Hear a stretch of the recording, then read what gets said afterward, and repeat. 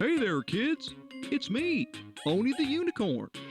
And I'm here to tell you that f***ing your dreams ain't cheap. In fact, it costs a ton of cash to do. So that's why me and the Ohno radio show need your help. Just go to the website displayed below and hit us up with some cash, yo. $1, $5, $1 million if you have it to spare. Any amount is appreciated. Well, I gotta go because these dreams ain't gonna fuck themselves. See ya!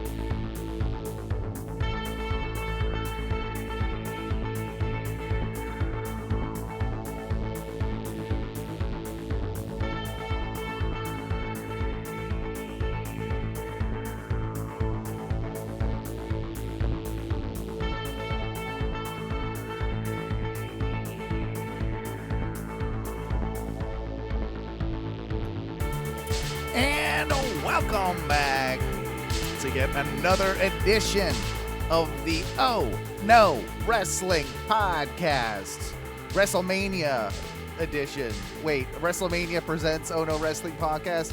WrestleMania Backlash, WrestleMania SummerSlam, WrestleMania Oh No Wrestling Podcast, WrestleMania Oh No Radio Show, WrestleMania Oh No Media, WrestleMania Nobody Cares Go Harder. What are they doing now? WrestleMania SummerSlam. Yeah, I don't get it anymore. WrestleMania Survivor Series, WrestleMania In Your House, WrestleMania TLC, WrestleMania Blood and Guts, not even the same company. Nope. Don't even care. Doesn't matter. WrestleMania Double or Nothing, All In, and what have you. WrestleMania Double or Nothing. Yeah. That That's being basically what said, WrestleMania Backlash is. I am your Shark Break Kid. My name is Owen. I am joined by our predictions champion. Wasn't on the show last week, but the predictions champion is here. Ladies and gentlemen, my good friend Duncan, the king of Bong Style. You're damn right. Yeah. No Matthew this week. Poor bastard is moving yet again. But thanks to him for joining us last week. As you know, It's Freebird rules around here. yeah, exactly. Sometimes we get all three. Sometimes you just get. Most of the time we get all three. Most of the time.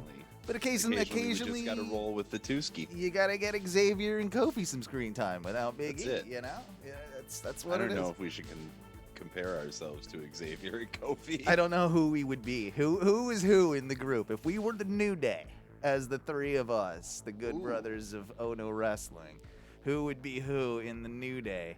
I mean, I'm kind of Xavier, I guess, right?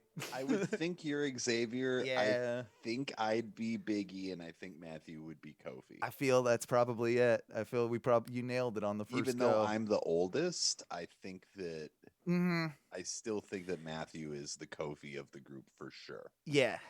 Plus, I mean, the striking resemblance to you and Big E is unfathomable. yes, really. obviously. We have a very. I get mistaken for him. I all the could time. see that you're out in public and like kids All the ask for time. autographs, Especially with the mask, you know. Oh yeah. I mean, it's really the mask, the tattoos. Really, kind of. They're like, when did you get all those? I'm like, well, I cover them up. yeah. It's cover up a lot of things. No shit.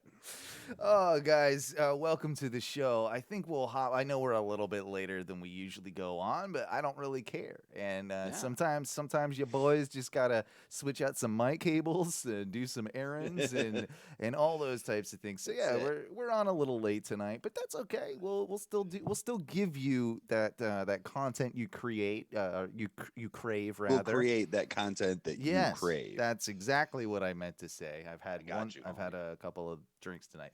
But that would never happen. No, never. I was behind the ball, man. Like I was just like I got home at like 10 to 9, and I like protein shake real quick, I gotta and then probably I do a just show. smashed like 5 dabs super fast, and then you just watched me do 3 more. So yeah, it's gonna be a good show. We're ready. We're totally ready. Speaking of being ready, Rich Swann was not ready for Kenny Omega Man, at Impact Rebellion this past Sunday, and okay, I'm very interested to see where this whole story goes. I think, as we all are, with Kenny Omega, and with how exactly they play this with the AEW Impact relationship, how long he has those belts, and everything that goes along with it. But what is surprising to me, and I'll say this, I thought the match was good. I thought the match was good up until, well, a certain point where clearly Rich Swann was either concussed, a little on the roller skates, if you will. he was all or gum-legged. He was getting a little gum-legged. Little gum-legged. And he Thought he was in also... greasy Oklahoma. It's either that or he just blew himself up, and he didn't have the cardio for this match with Kenny. I find that kind of hard to believe. The only reason I say this is because I listened to him on, I think it was Talk is Jericho earlier in the week. And Okay. he says it 2 or 3 times in that interview about how, like, his cardio has not been 100%, and how he was like, he when asked about training for this match, what are you concentrating on? And it was cardio, getting my cardio up there. So I wonder if that's some real life thing that, like, he legit was worried about keeping the pace with Kenny. And he probably hasn't had to do that in a long time. Especially you consider his injury, how long he was off TV. And when he came back, yes, he's still doing some high flying stuff, but he's not doing as much of it as he was, say, when he was in the cruiserweight division of the WWE. WWE, yeah, absolutely. So he's wrestling a slightly different style, and I think that might have played a role into. Have you heard about the 2 botches that were I know you haven't watched it, right? The match. No, I didn't watch it. I mean, it's worth a watch. Just no, it is. Like, I want to watch a couple of the women's matches for sure. The whole pay-per-view is worth a watch. And I want to watch the Last Man Standing match with Sami Callihan and Trey Miguel. Yeah, sure. Yeah, all stuff. I like Sami Callihan. Yeah, Sami Callihan is definitely a Duncan guy. I can tell a long way off. Even though he's from Ohio, we'll let that slide. Yeah. But yeah, the Rich Swann thing, like I feel this showcased really how good Kenny Omega is at improvising and being able to make lemonade out of lemons. And there were, because there were 2 big botches in that match that a lot of people are saying, oh, it took me out of the match and it ruined the match. I won't go that far. I still think the match was very incredible. I just don't get what they were going for, and there was miscommunication between Swann and Omega on a couple of these weird high spots that happened. There were 2 big spots that it occurred. One of them I do actually feel like might have even been intended to look like a botch and not actually be one. I haven't decided firmly in my brain yet. Like, wow, it's like I think that they might be like Kenny might be botch. I think there was one that might have been, and it's really hard to tell because it was the way Kenny. It was like a reversal gone wrong, and then Rich was gonna lose it, but then Kenny made it appear as if he did something different. He almost like he then fell on his back and his back of his neck, and then like whatever was meant to happen maybe didn't happen, but he turned it into something. And I think you could see that whether real or not, towards the end of that match, Kenny, like, it was a very back and forth competition for the most of it. And then there was a point where, again, I don't know if he was gassed. I don't know if that was just him selling incredibly, but it looked to me a little bit too real. in where Kenny just kind of like, all right, He turned it up. we got 10 minutes left. I'm gonna have to pull this, last 10 minutes out. And I don't know what the final count was. I think I counted 8. It was either 8 or 9 V triggers. I might have missed one in there, but it's 8 or 9 V triggers. But in that match, That's impressive. All of them more devastating than the next. I'm not sure how I feel about that in a sense, because I feel like it downplays the V trigger a little bit. But I also do enjoy that it sort of protects Rich Swann in a sense, that he took so much of a beating. So much punishment. And, Well, so the way I feel about the V trigger is that it is Kenny Omega's super kick. It's a setup move. Yeah, of course it is. Yeah. But like it's like in the same way that super kicks don't put anybody down anymore. Like Not the V anymore, trigger doesn't really put anybody down anymore either. Like you might get it to put somebody down on a lower mid card. Yeah. You know what I'm saying. So, but I think for Impact to allow a wrestler from another promotion to win their newly unified championship, right? And to take that title, I just feel like they not only have to have so much faith in the direction that it's going and the payoff for everybody involved, but I feel that they know that this is the chance to basically make a real play for more pro wrestling in the mainstream. I'd agree with that, and I think it's that rising tide floats all ships. It absolutely is, and they clearly recognize that Kenny Omega is a draw, and anytime that he's been on their television, and since having the Good Brothers, I mean, we weren't talking about Impact very much at all on this show before. No, we had a couple of times talking about it, but like for the most part, over the last few years that we've been doing this show, like since we started, we've talked about Impact 6-7 times. Exactly. It's never been on the top of our radar. No. And now, of course, it is. And with a name like Kenny Omega, Kenny is it's a weird thing, I truly think that he has good intentions with it. But he's doing this to almost prove to himself that he can walk into any territory and get a buy rate out of it. Like this is something that he's doing that's bigger than the belt itself. That, hey, I'm gonna come in there and we're gonna have a huge pay-per-view and a huge number out of it because I'm here. It's they're doing the old territory. That's exactly what they're doing. They're doing the old territory mentality just on TV. And I love it. It's a great idea. Like, why wouldn't you do this? Like, it feels natural. And I did, like, in a little bit of research with just Impact, kind of refreshing my brain in TNA. And the more that I've been just exposed to it over the last couple of months, things have stuck with me, and those are just 2 quick little facts. And one of them was just from an interview with Jeff Jarrett either today or yesterday that came out, where he's talking about the 6-sided ring. I was never a fan of the 6-sided ring. It was never my thing. I understood that some wrestlers liked it, some wrestlers don't. Overall, the general consensus, I believe, is that, like, if you can wrestle in a 4, you can wrestle in a 6. It's not going to be that big of a deal. Like, it's you can adapt, right? Like, it was more the old timers that hated it, and fair enough, I suppose.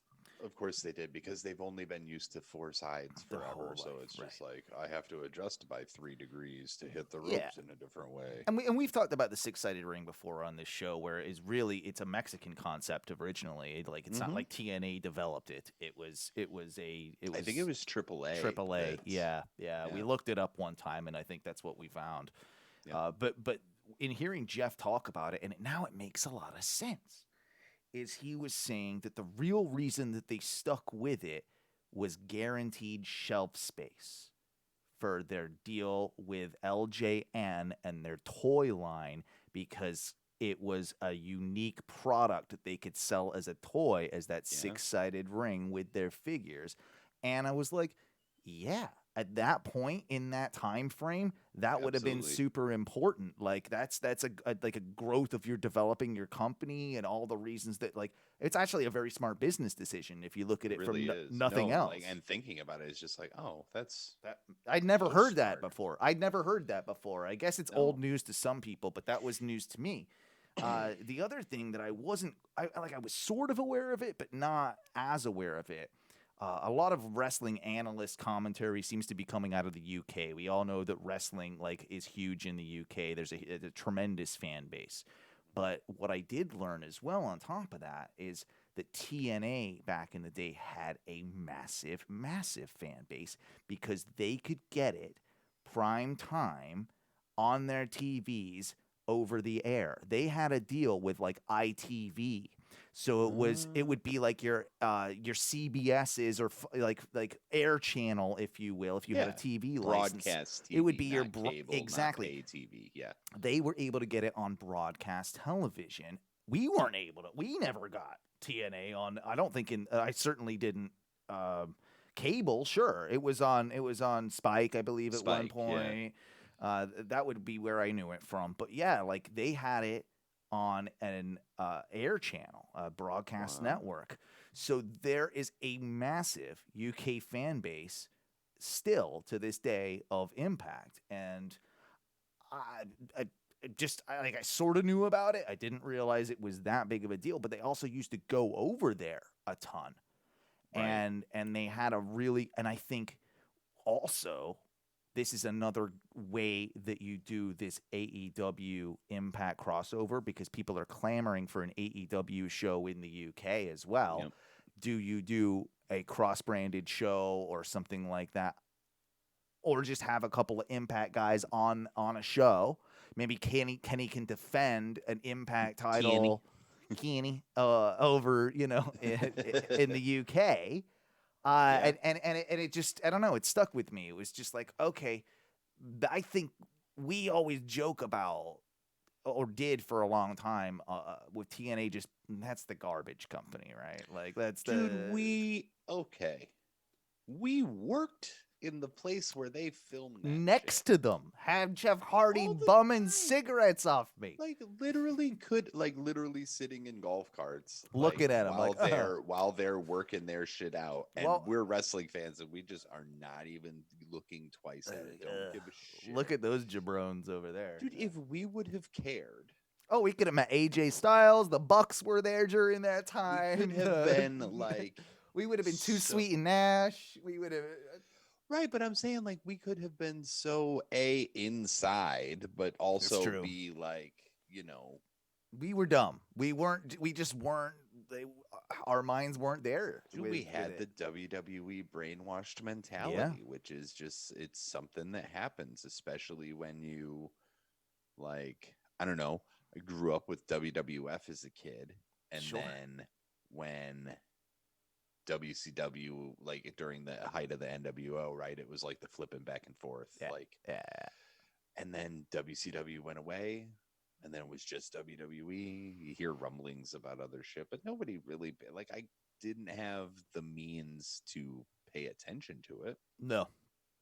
And now it's the internet. It's so easy. Fucking everybody uploads clips to YouTube, sometimes full shows. It's just the accessibility for other companies besides WWE is there. And that's why we talk about it more now than we ever have before, because it's more accessible for us and it's more digestible. Mm-hmm.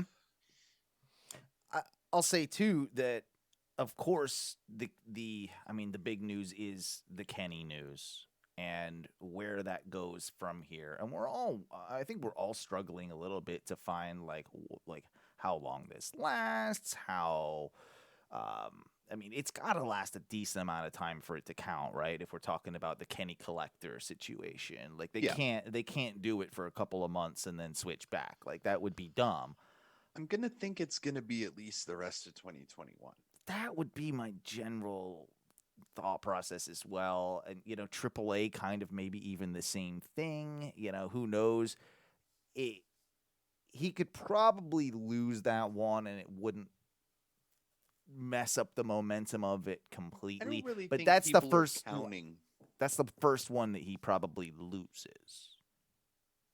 But they count Yeah. that one the least, if anything. Exactly. Like, that's the one they don't really count. And realistically, you could have like a Phoenix win that, or somebody that would make sense on the Luchas. Like, so you can use that to develop a story even within AEW, because there are quite a few guys that still can compete in AAA, I believe. Yeah. So I think that might be the twist on that one. But I like it because each individual story with this, or each like belt, has its own unique story to it. Yes. And that's what I'm trying to say.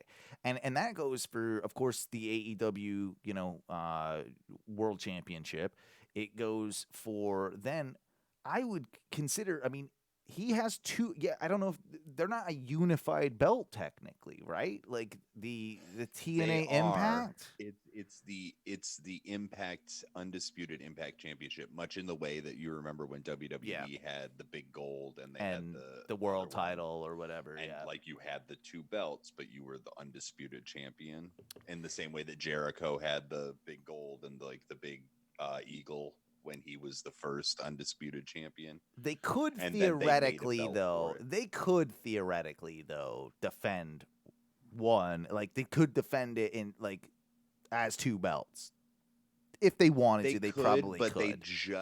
But they just TNA, unified them with the correct. Moose Rich Swann thing. Yeah. So that's why I don't think they. Yeah, they probably won't do that. You're right.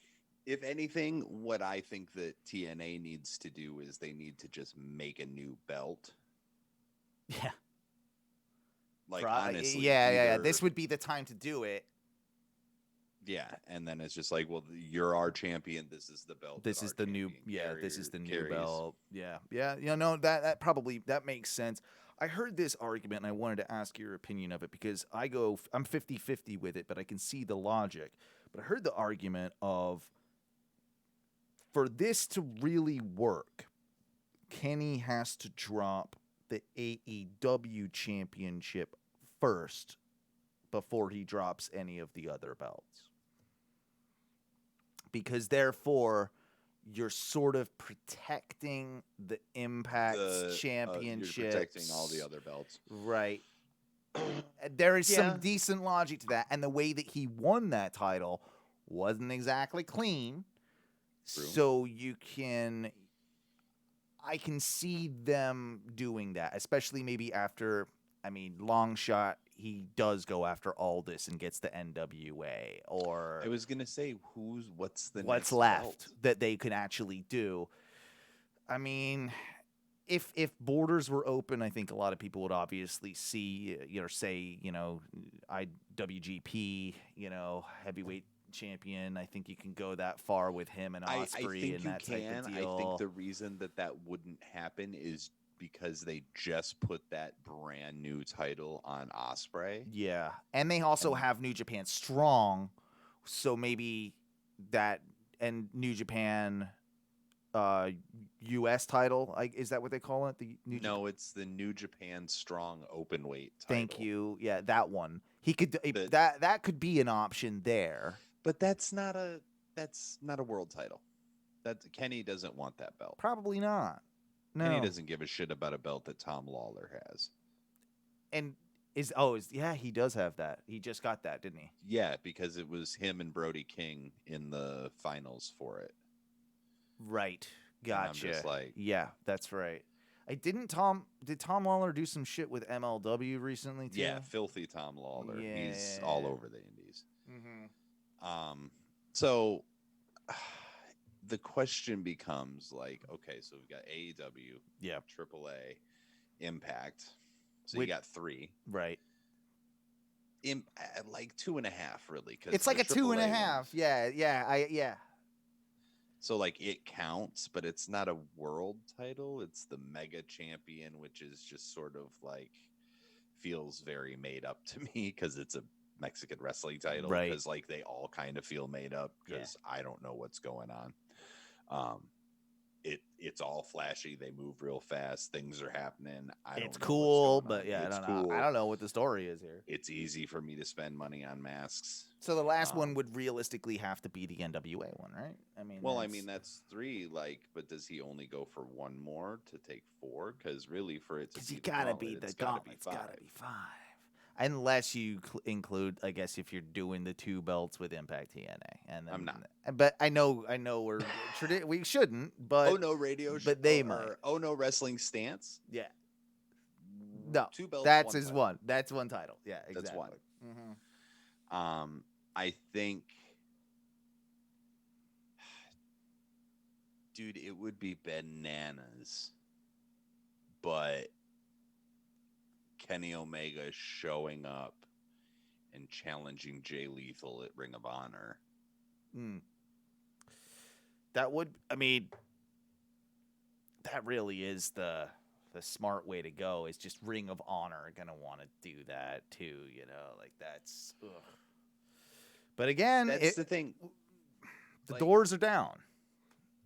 The doors are down, and here's also a way to look at it.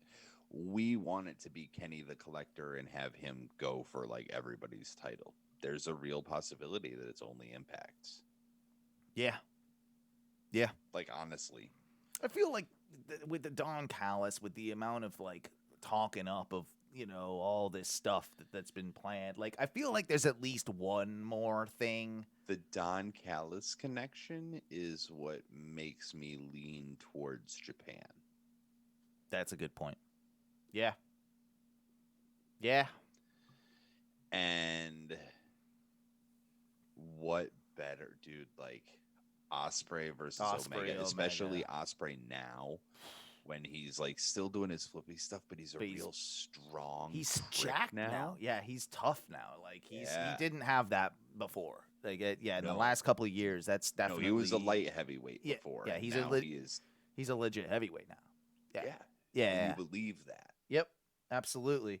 I did enjoy also seeing Cass, now W. Morrissey, debut in Impact. No, I'm not so sure. I mean, I guess the name, sure, fine. Like, does it? First of all, I'll go out on a limb and say I fucking hate Morrissey from the Smiths. Yeah, well, he's a douchebag. Yeah, anybody named Morrissey, I automatically. I don't know. You're not exactly your style of music, but I like a few Smith songs. But I'm not about to go out on a limb for fucking him as a person. I've gotten Hummers did the Smiths. It's like I get it. Big mouth, big mouth. Yeah, it's just like shut up. Okay, yeah, really, like I listen to enough bad music. I don't need to listen to more. Revolution. Dude, Cass looks, or I'm sorry, Morrissey looks great. He does. He looks awesome. Dub. Oh, because his real name is William Morrissey. William Morrissey, so just W. Morrissey. I figured it was something like that. We'll just call him Billy Morse. But yeah, he looks great. Like, I'm glad. I was happy to see him out in like black jean type attire. Mm-hmm. Like he looked like an Impact Roman to me. You know what? I hadn't thought about that, but that's very he looked accurate. Like an Impact Roman, and I'm like, you know what? If they just even kind of touch slightly on moving into that direction, that's gonna be great. He's just the white Impact Roman. Yes. Oh my god! But yeah, I don't know that the trunks, the traditional trunks, ever really suited him, and that's me being nitpicky of like gear or whatever. I don't think they did either, though. Like certain big guys, and regardless of where he was in his physical and mental health at the time, like I think he always wore the trunks, even in NXT. Yeah. So he started out, and I'm probably got used to him, but it just didn't fit his physique correctly. Like he seems like Diesel in trunks doesn't work. Like Big Sexy, right? There's certain characters that just wear pants, and they should wear pants. DDP. DDP. That's another one. Like there's just Kane. Can you imagine Kane in fucking trunks? no, that little fiery trunks. Yeah. Yeah. It wouldn't really work, would it? Actually, no. I mean, no, it wouldn't. No. Now that we're thinking about it, but no, it wouldn't. Was he in trunks as Isaac Yankem? I mean, because I can remember like his entrance he was in attire. the dentist thing as Isaac Yankem. But did he wrestle in that? I can't remember. Yeah, he wrestled in like the scrub pants. The scrubs. And he had the white, like the white doctor dentist shirt, whatever. Just to interject on our thoughts real quick, I watched that treasured shit, whatever, the AEW's with treasure, AJ. No, the treasured moments or treasures, Artifacts, WWE treasures or whatever they're calling it. Yeah, AJ is the host of that. Him and Sydney are friends. Oh, okay, yeah. So that guy, the bigger guy. Yeah, AJ. That's why. Okay. When Got got you. announced, I was super excited because he's AJ, got a killer gig on that, man. He does. Dream job. AJ and Reginald, when Reggie first got signed to NXT and they were doing the coconut shows, is what they call like the Florida circuit. The Florida circuit. Yep. AJ and Sydney were the ones they were doing these YouTube and TikTok skits called Top Flight Security. And so it was like them sort of like a mix between like Friday and Training Day. That's fun. But dude, they had Omos. Omos was in there in a bunch of those videos and stuff like that. Like it was. Oh, that's awesome. It was hilarious. I'll have to look. If it's on YouTube. I'll have to check those out if you can find them. Top Flight Security. So AJ, and that's why I got. But that dude's he's great on the show too, and just like yeah. I didn't know about Kane's, and I've already forgotten the name, but Kane's original gimmick. The name doesn't actually age particularly well. Like it's I don't know if you can get away with it now, but his gimmick before Kane that's kind of similar, and they before he was in WWE. Yeah. It's like it's a mask, but it's more of a Jason mask. But there's certain parallels between the Kane character and that character. I actually didn't know anything about that particular character until I saw that I keep saying AEW. I mean A&E. A&E, yeah. And there's stuff that they've been doing too. Like I watched the Roddy Piper biography last night as well, which was really, really good. There's a Foley biography too. Yeah, I've seen two of them. I've seen the Stone Cold and I think the Foley one's coming out later. Like we're on week 2 of it now. Okay. Foley is in the first episode of the Treasures, whatever it's called. I do know that, yeah. The Artifact one. Yeah, oh God, what's the name? Are you looking for it? I'm looking for it. It's like when I saw it, I'm like, Doomsday? No. Where does he begin with an A? Unabomb. That's it. Unabomb. Unabomb. Yeah, Unabomb. Mountain. Yep. Like, how could you get away with Unabomb? Like, I don't know, like Unabomber, all that. Like, that's a little just Unabomb. I mean, dude, we had Atom Bomb. It's not as bad as Unabomb. No. Yeah. I mean, but also it was Smoky Mountain Wrestling, and you could get away with a lot more shit in Smoky Mountain than you could in like WWE at the time. Sure. Like that is where New Jack got started. That's true. I don't even want to back to the Morrissey name. Back to the cast thing, Morrissey, Morrissey thing. Dubs. What do you do with him in Impact? Because I'm not really thinking they're throwing him at the world title with Kenny Omega anytime soon. No, definitely not. I guess he's aligned sort of with Eric Young and his dudes. So he'll be with them for a bit. Maybe you do him as a tag unit with someone, or you kind of have him be just a heavy for Eric Young's guys, like to start out with. Like that's probably what they do, right? Yeah. Like have him stick with them and have people around him who can sort of like mask where he's not necessarily the best. Yeah. Yet. Yeah. And then eventually he'll break out on his own and he'll feud with Eric Young. I forgot exactly what it was, but he had a new finisher for him. I'd never seen him do this move in WWE. It must have been something he's been working on. But like, yeah, he ended the match with it, and it was like kind of like I feel like it was like a twisted Samoan droppy type. It looked like a whatever it was. It looked like a proper finisher where he never had opposed to the big boot. We had a big boot and he had an elbow at one point. Remember, he was doing the elbow, the Empire elbow. Empire elbow. Yeah, like because he's from New York. Yeah. This was more akin to like a sidewalk slam or something, but it had a little bit. It was a big man finish. Yeah, it was a big man finish. It looked like a big man finish and had a bit of flair to it. And I'm like, awesome. They've given him something. He's got something that they can work with there. Right. X Division doesn't have a weight range, right? Like that's the thing about the X Division is it's kind of like a cruiserweight, but not. It's more of an open weight type deal. Yeah. So they could. I mean, I look at that title as their mid card title. Like they could probably push. He could probably push towards that in the eventual future, maybe. But I guess he doesn't really need a title right off the bat. And they probably also want to see just how he does for a while. I would say, that's probably it. Let's make sure he's good, and then let's keep him here for a year and and also see how the crowd reacts to him after more than just that initial pop of him coming back. It was also weird seeing a show without any fans or the Thunderdome again watching Rebellion.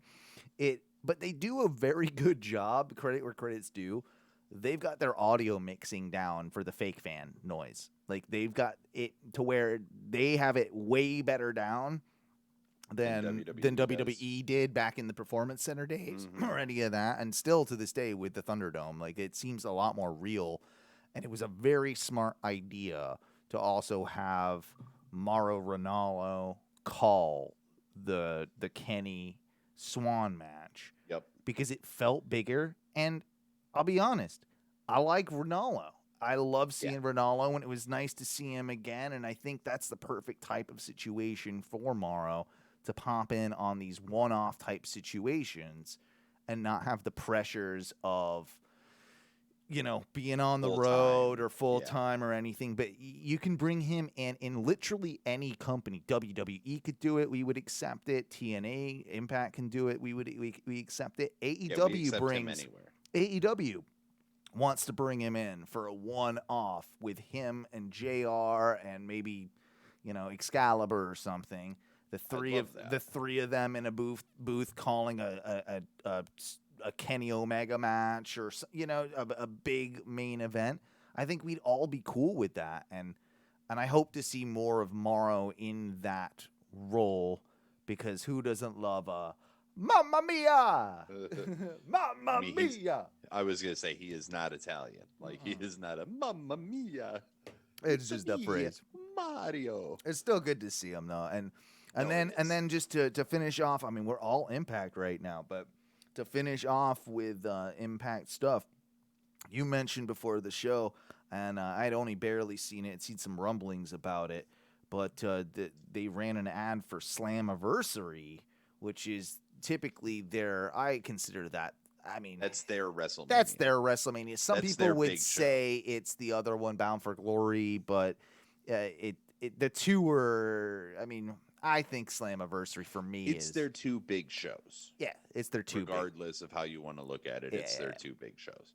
So in the ad, go ahead, you tell us. Well, I was gonna say in the ad, it's just it starts off kind of normal, and then it has footage of Samoa Joe. Which wow. I mean, they Mickey own James. that footage. They can use it wherever they want to. But they're essentially advertising without advertising Samoa Joe, Mickey James, and Chelsea Green. All three former Impact stars. Correct. And pretty big Impact stars as well.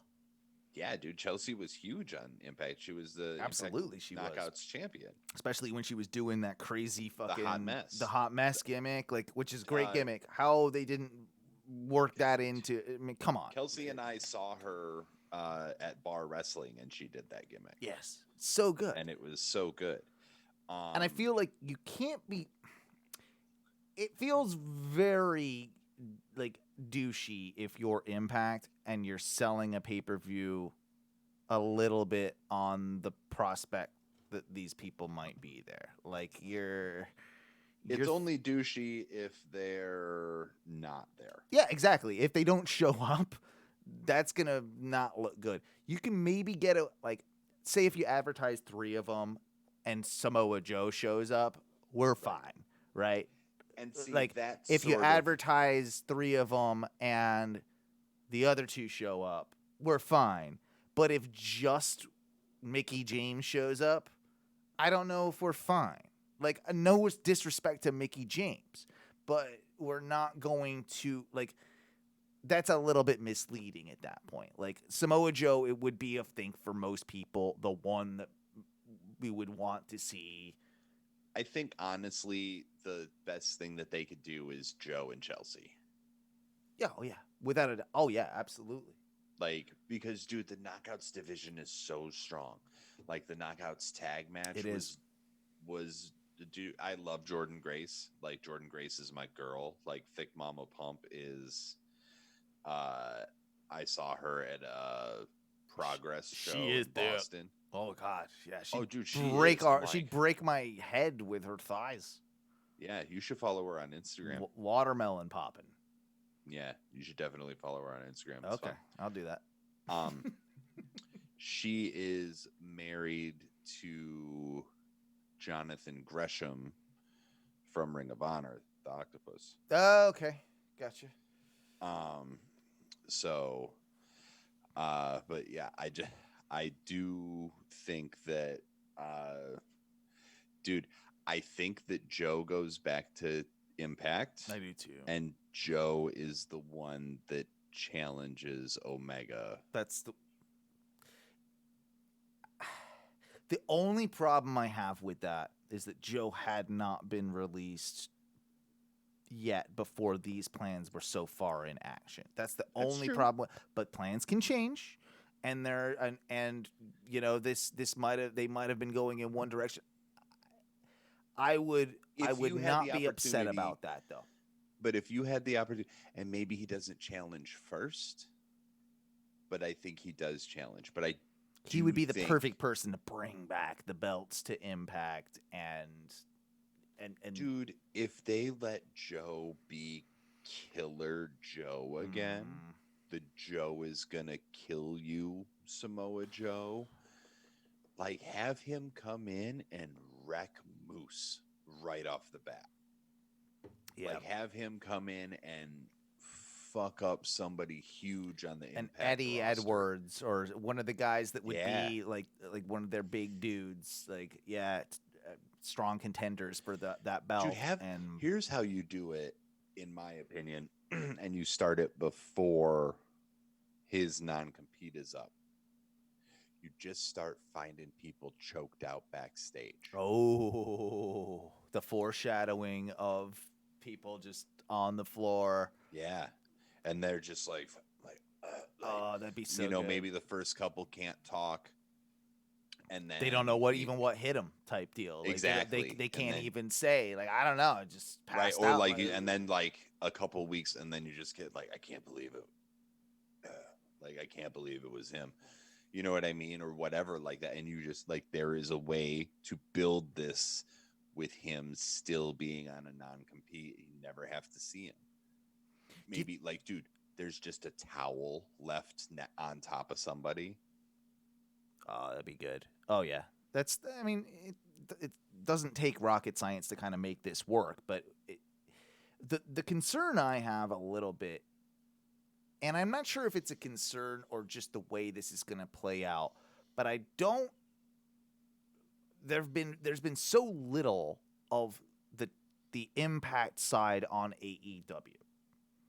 And I wonder if we will see any more of that, or if it's just going to be just Kenny doing a thing every once in a while over on Impact, or we ever have an Impact guy really come over, because the only two that have really, of course, been the Good Brothers, but that's for a different reason.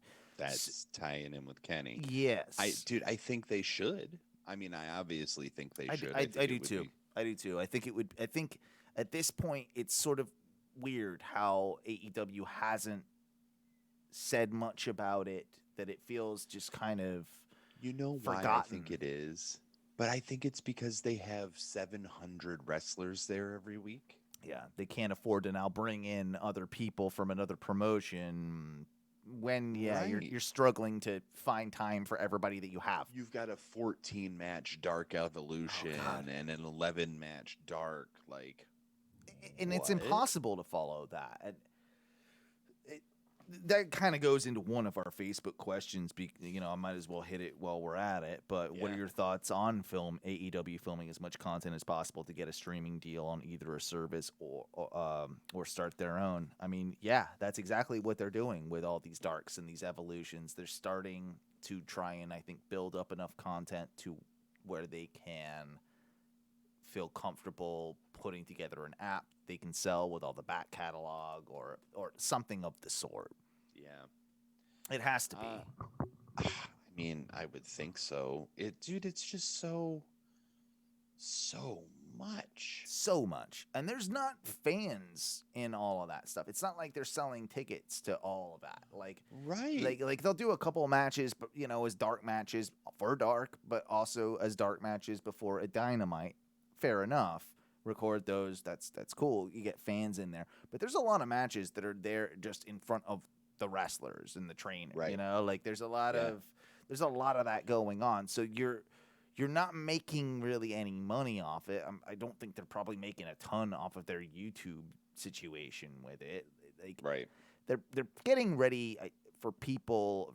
They're getting people ready for their eventual third hour on TV. Is what I think they're doing.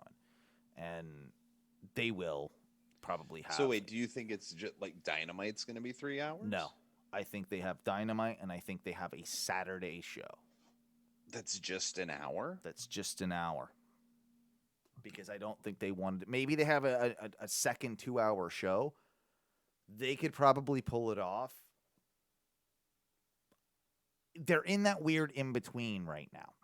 It's like they have too much for 4 hours of television a week. Or, sorry, not enough, quite enough going on for 4 hours, but they have perfect amount for 3.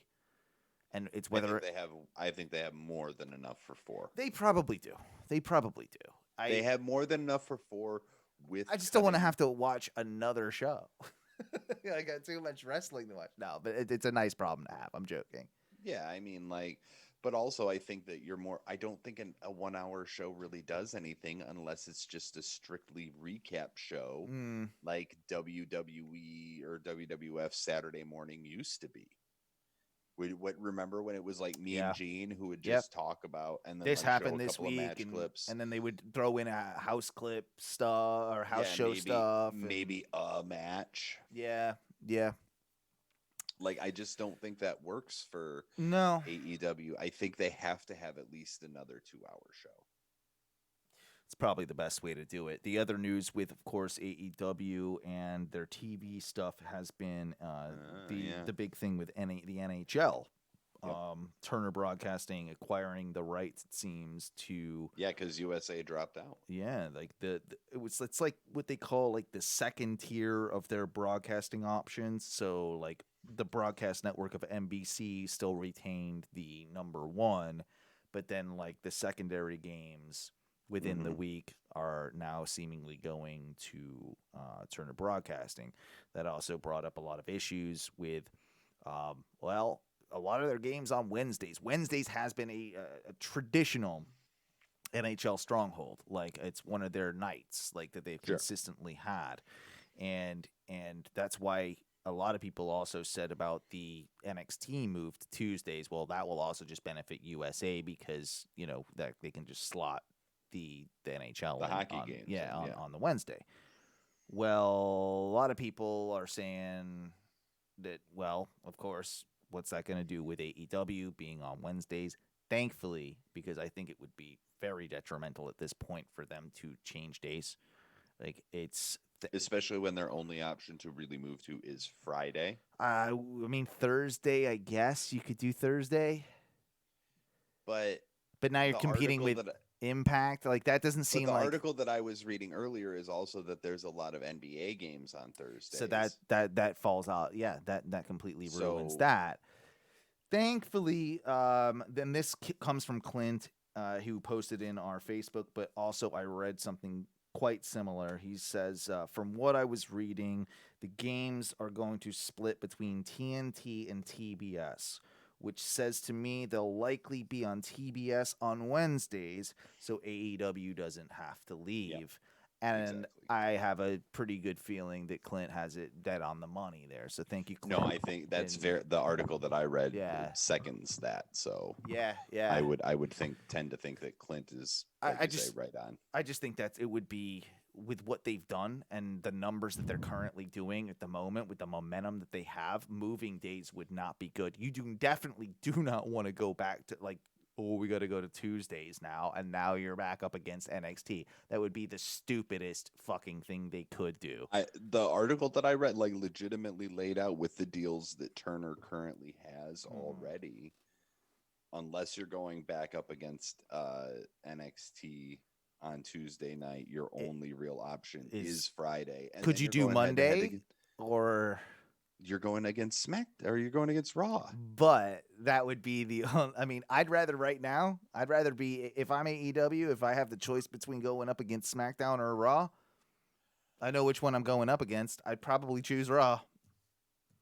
Yeah, I would too, but I just don't think that's a very wise. It's not smart. It's gonna do like their numbers drop to 400,000 if they do that. Like that's because this, when they're currently doing so well with a couple weeks in a row now with over 1 million, and considerably over 1 million. Doesn't sound but I think Raw runs 3 million. Just shy, usually. Just shy. But still. No, and then actually, SmackDown... the last one I watched, Raw, ran 1.9. Raw's right around 2. Raw's closer to 2 than it is 3 on most nights. So SmackDown has the better ratings. Oh, way better ratings right now. Yeah, way, way, way better. Yeah. SmackDown's running 3, Raw's running 2. Oh, okay. I think that would be the you would not want to go up against SmackDown for sure. No. And it's, network television. So right. It's not, you're not only are you going up against not a superior product to AEW, but a superior product to Raw, but also on network television. So that's sort of like a twofold strike against you. I feel like I kind of skipped I feel like I did kind of skip ahead in something I wanted to mention as well, because we were talking about Mickie James. And we have to talk about. We're gonna talk about trash bag. The trash bag incident, as it shall be known. Now, okay, I'm in two minds of thought of this. The optics of this are complete shit. Obviously, it was. If you've not heard about it, Mickie James was very upset. That when she was, of course, released. So she got sent home her belongings. Whatever was left. What happened was that she was released and she didn't have a chance to go back to the Thunderdome to grab her shit. Her gear. It's her gear. Yeah. And so they threw all of it in a black trash bag, threw some green gaff tape on it, wrote Mickie James on it, put it in a box, sent it to her house. Now, the guy who did this, no longer working there. Yes. But B, had recently been demoted when John Laurinaitis was brought back in as head of talent relations. So he was a little bit, butthurt. And I also think they were looking for a reason to get rid of him. Also that. And then his ex-girlfriend comes on Twitter and is just this part's the best. It's like, hey, by the way, at WWE, he keeps stolen championship belts underneath the mattress in his guest bedroom. Yeah. He's And got a then collection of stolen belts. Do you think they're actual, like, real, like, ring worn belts, like that type of thing, or is he stealing from like the WWE warehouse shop type deal? Like, what's going on there? No, I think that if she's calling him out like that it's real. Yeah. Real. Yeah, me too. And then I saw one that was it was Nick Dinsmore, Oh, okay. aka Eugene, Uh-huh. who tweeted in response to that, where does he keep his sexual harassment allegations? Oh no. And she's just like, oh, hey, Nick, it's really nice to talk to you again. I'm going to send you a DM. And so, like, yeah. So this guy, probably somebody they should be releasing. And I definitely. totally get it. I also think, what else do you send sweaty ring-worn gear like in? Like, what do you put it in? Like if I was cleaning out someone's box. Well, like, they did put it in a box. No, but you just threw it in a trash bag. And then put it in It's a the box. care. No, it was. No, it's the lack of. It's care. the lack of caring. Okay, so you would just rather it be folded up nicely in a box rather than just dumped off. Like is that the idea? Is that not what a normal fucking human being would want? I would think if it was like sweaty clothes or something that I was sending back to First somebody. of all, it had been weeks since she had any sort of wrestling at all. It was not sweaty gear. Okay, that's fair. That's fair. I mean, it was in no, and even if it fucking was, if we got they a bag, owe her the decency. They owe anybody that they're releasing the decency to at least treat their belongings with decency. I'm not saying you need to wash it, but like you don't just throw it in a fucking trash bag and send it. Yeah, you are right. You are right. But I mean, it shows a lack of decorum. That's probably the best way to put it. I just think of like, I don't know what I would have done. I probably would have done the same thing. But I wouldn't, and I wouldn't. You also would have gotten fired too. And but I wouldn't have done it like maliciously. You know, it's just like, okay, I would, but I wouldn't have thrown it in. Like I would have just kind of like, okay, this maybe is. No, you wouldn't have. You'd have thrown it in, and you'd have thrown it in. I wouldn't have. No, I'm better than that.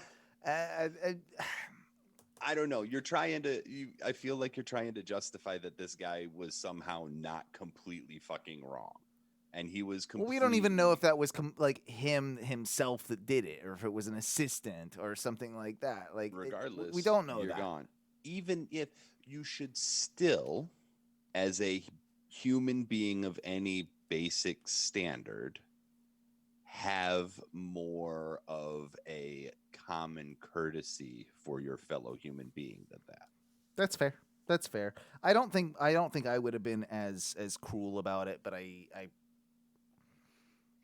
can also see that it might have been a slight overreaction to the emotion behind it, but I can also understand that when you've just got fucking laid off. So I mean, she's also a Hall of Famer. Yeah. So for them, it's just like that also shows a lack of respect. Like you wouldn't do that shit to Ric Flair. No, it'd be in a leather suitcase if you're sending a robe back to Ric Flair. Like, yeah. And you would have washed it and laundered it, and it would have been clean when you sent it back to him, which honestly, like, if they had any fucking decency, that's the shit they would have done in the first place. Like, you know what I mean? Like, yeah, you fired them, but at the same time, if you're going to have to send their stuff back, I don't know. I think you would want to, as a company, go above and beyond to show that, like, hey, there's, like, you're not wrong. And especially because it's WWE, it's not like they don't have wardrobe attendants and they don't have somebody who could have done they could have done the right thing. They just chose to not. What's the right bag? What would be the right bag for you? Like a gym bag, what do you think? I don't even know if it's about. I don't know that it's about the. It's not about the bag. it's not about the receptacle. It's about the way it's treated. See, I'm thinking about just the receptacle in general. Like that's what I'm thinking about it. But yeah, like what I don't know what you want then. Like if like what is the ideal manner that you receive your shit back? In a box, not in a trash bag. But it was in a box. No, you remove the trash bag from it. The trash bag is the insulting element of it. Like that's the part that is like trash bag. You're treating her belongings like garbage. That's the part that I guess I wouldn't be as offended as. Dude, I would be pissed if you sent me my shit in a garbage bag. You best believe I'm coming back there and I'm stomping a mud hole in your ass. I'm honestly just trying to understand it, like from like the logic of everything. Like it seems so. It's like there's a difference between like it was in a bag that was put in a box. It was in a but if you get rid of the bag, everything's cool. Bag. It's in a garbage bag. That is the problem. Like, and I can't explain to you why sending somebody their belongings in a garbage bag is insulting. Like, especially a Hall of Famer. Like that's the biggest issue. It is fair. It is fair. I mean, and I do understand. I just maybe not. I don't know. I think it was a little bit overblown, and I do think they probably wanted to get rid of that guy regardless of the situation. Like, I mean, even if you did, they've had that Nick Khan guy come in and basically, fire everyone, and this is just another part of that team that he's just like closing shop and changing around people.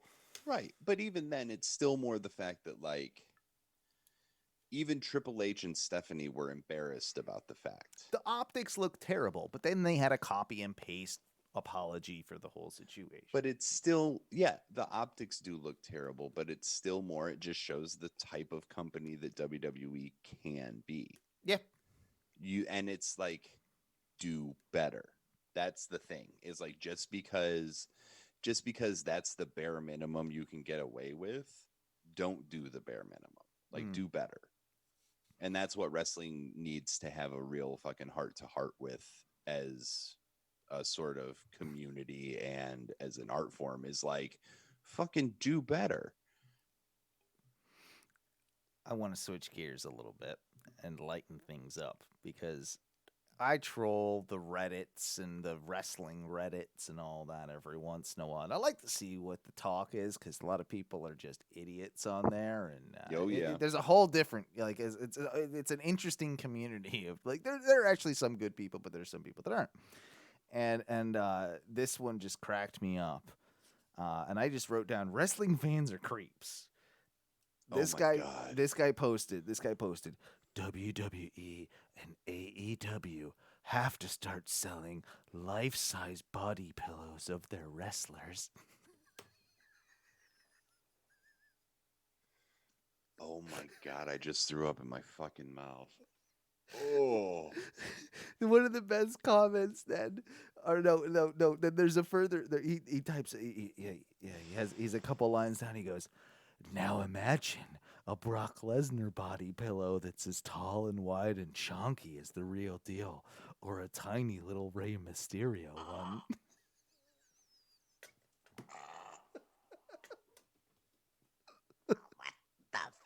You nasty motherfucker. What is wrong with you? This guy wants to totally bang a Brock Lesnar body pillow in all every. Oh yeah. Oh. I mean, no shame on your sexuality, nothing like that. But you're just a creep.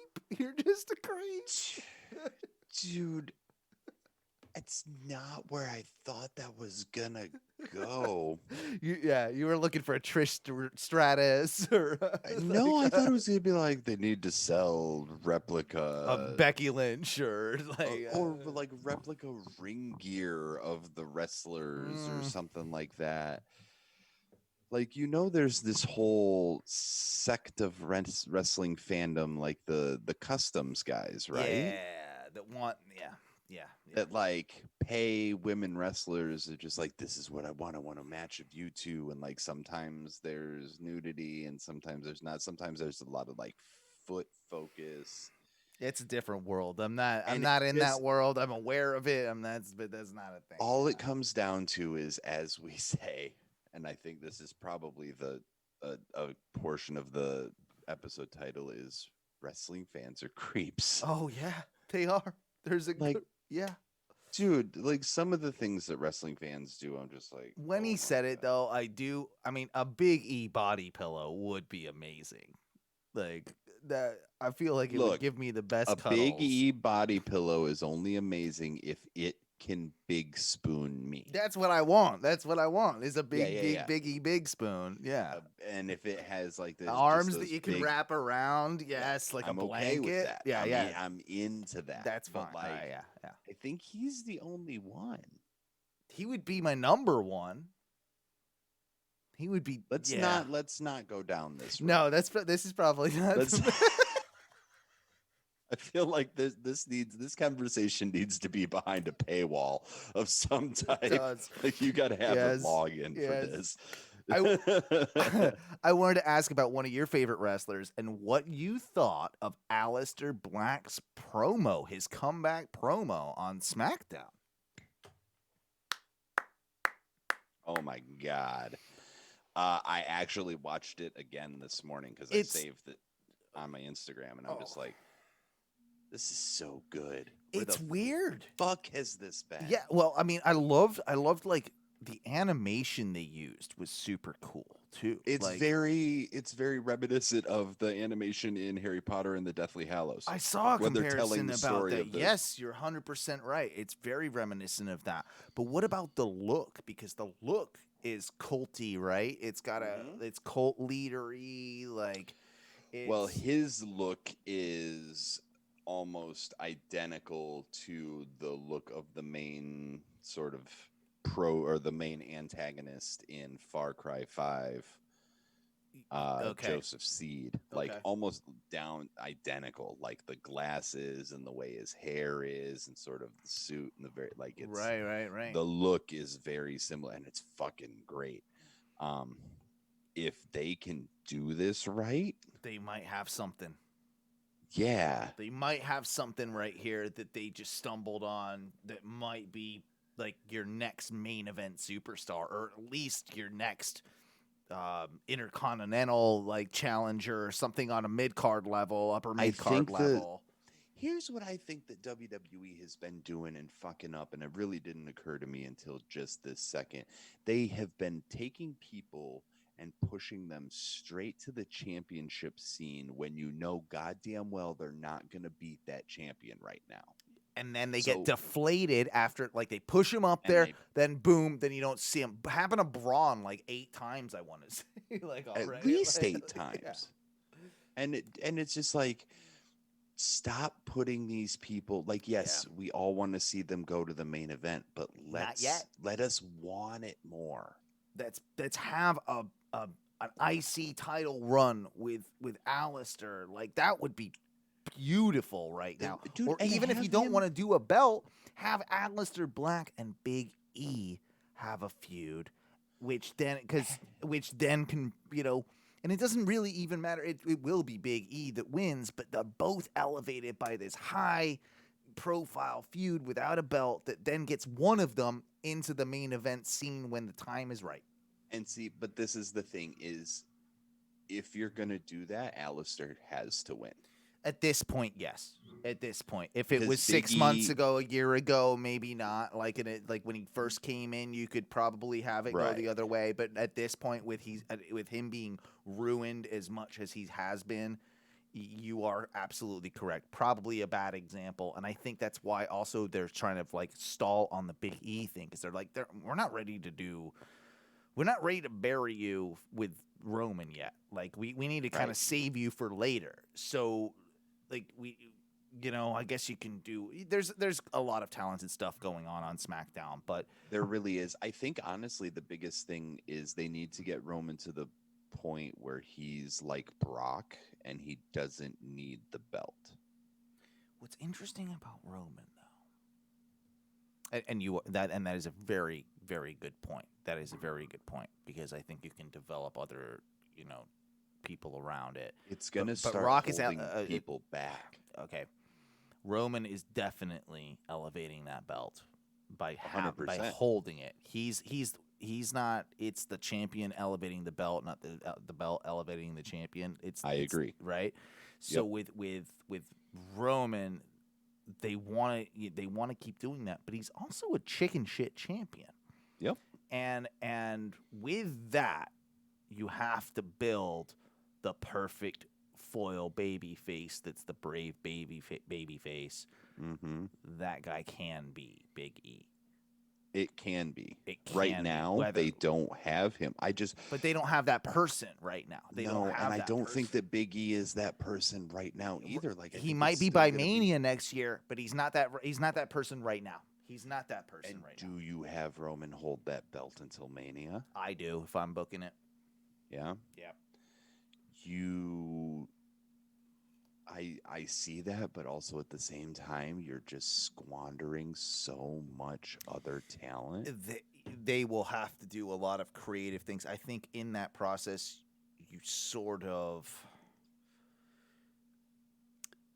you have to build the mid-card belt then. Absolutely.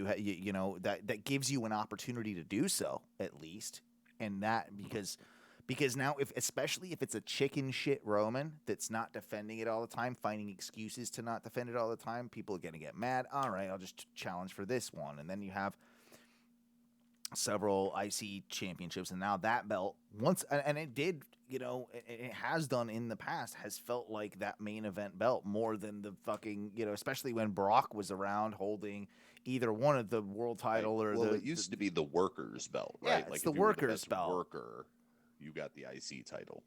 That's why it's perfect for, an Aliester. Like how about an Aliester Black Apollo Crews feud? Because I think Aliester Black's going to be face the way they're presenting it right now. I can't. No. It's odd though. It's gonna be that weird fiend heel face dynamic. I mean, I feel like it's gonna be like I don't know. I don't know if I'm 100% on him as a total heel because it's too goddamn cool. Well, yeah, of course it's too cool. Yeah, but that's also because we think it's cool. A lot of people are not gonna dig it. They're gonna think it's too evil and shit or whatever. Yeah. And in that first promo, he already was cutting, heel promos on the fans. Right. It was definitely that's kind of what he was saying. They never specifically said it though. Was it against the fans or was it against the company?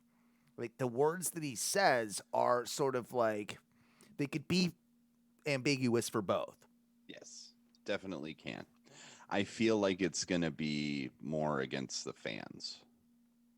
I guess we'll have to see. Yeah. We don't know. Yeah, but exactly. I'm a big fan. I'm a big fan of how that's shaping out. Speaking of people who have had really high hopes. Mm-hmm. How do you feel about the way that Joey Janella has gone from being the next potential main event star to jobber? Essentially, yeah. It's weird. That's what I feel. I know he can do it. We've seen him do it. Right. And when they first launched AEW Dynamite, not long after, it was a very big deal when Kenny Omega had a lights out match with Joey Janela. Was it lights out or no DQ? It was one of those two. It was something. It was one of those, and it was one of those. I think it was a lights out technically. I think it was a lights out, but it didn't live up to the hype that everybody thought it was going to. But it was good, and it was good. It was good, and Joey had a good showing, and Kenny won, of course. But I think a lot of people put the emphasis on it being not a great match on Joey and not Kenny. And that was sort of what started his slide.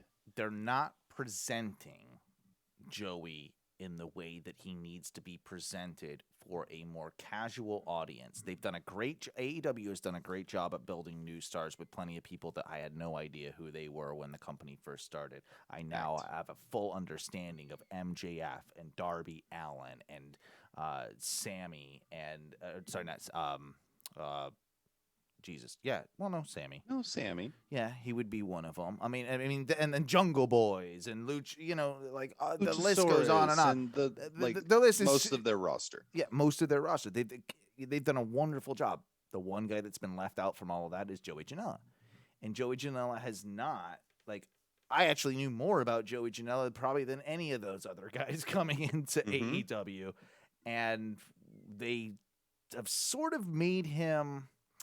I wonder if they're using him in a different role in the fact that he's even though he's definitely younger and hasn't accomplished as much, are they using him in the Colt Cabana role where he's there, wrestles occasional matches, but is more helping the really, really young guys? He's a really young guy, but is he helping the really, really young guys? Or is I don't know if he's the one you want helping the really, really young guys, to be entirely honest with you. Joey's good, but dude, he is not what I would necessarily call this. I'm he's safe, but he's not necessarily not reckless. I think there's some weirdness too that probably happened because he was brought in with Penelope Ford.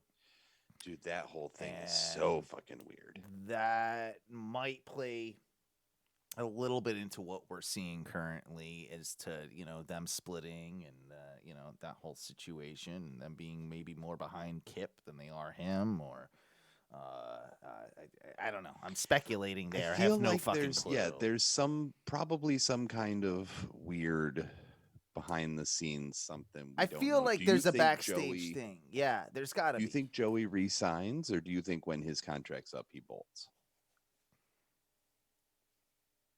I don't know where he goes unless he just does straight indies, which is what he was doing. What he was doing. I don't know how long these contracts last. In my heart of hearts, I still think he probably resigns because I do think there was, and this is what is irritating about it, and it might just be because of AEW's and their depth of their tag division, but I think they were really getting somewhere with him and Sonny. Absolutely. And Sonny Kiss and him were really clicking. They had a great couple vignettes that they did. Remember that gas station one that was fantastic? Oh, dude, yeah. Let them do that and play those on, give us a piece of that on Dynamite. Right. Give us some reason, even if he's not wrestling a match, but give us a little bit of that to kind of provide some ammunition for a story or some development. If we were to do that, that would be an easy way to rebuild them. And I think that there's a lot of money. And even if they lose, and of course they lose, but you can have a great match with the Young Bucks and, Sonny and Janella. You can have a great match there. You can have a great match with Jungle Boy Luchasaurus and them. I'm sure these have all been done on Dark and Dark Elevation and what have you. But they haven't been built into stories. If you were to develop an actual story with now you've got the ability to probably have something cool with a tag team within the Pinnacle and then have the FTR wrestle those guys and just keep them in the loop. Joey doesn't need to necessarily win all the time, but Joey can build himself as a huge baby face alongside Sonny Kiss to eventually be a baby face for when they turn Darby Allin heel. It's not going to happen for a while, but I want a Darby Allin heel turn. And again, it's probably not going to happen for a long time. But the two of them have had great chemistry in the past. And I want to see Joey as a face trying to take that TNT title from Darby Allin. I just don't know how the bad boy works as a face. He's lovable because he's such a dick. It's a bit bit like me. That's it. Yeah, but his whole gimmick, I don't know. I feel like Joey Janela is great. I feel like he has to be too watered down on TV. His gimmick is It perfect might not. for the indies. Yeah, it might not work unless he's allowed to do more stuff. I agree with that. But TNT's been pretty good, you know. I mean, they've done a decent but I job. think TNT only gives him It's so still much too leeway. soft. It's still too soft for Joey Janela on a Yeah. daily. Yeah, you're Like, probably dude, right when there. we saw him, like, do you remember the buy-in battle royal Yeah. when he stapled the cigarette to his forehead? Yeah.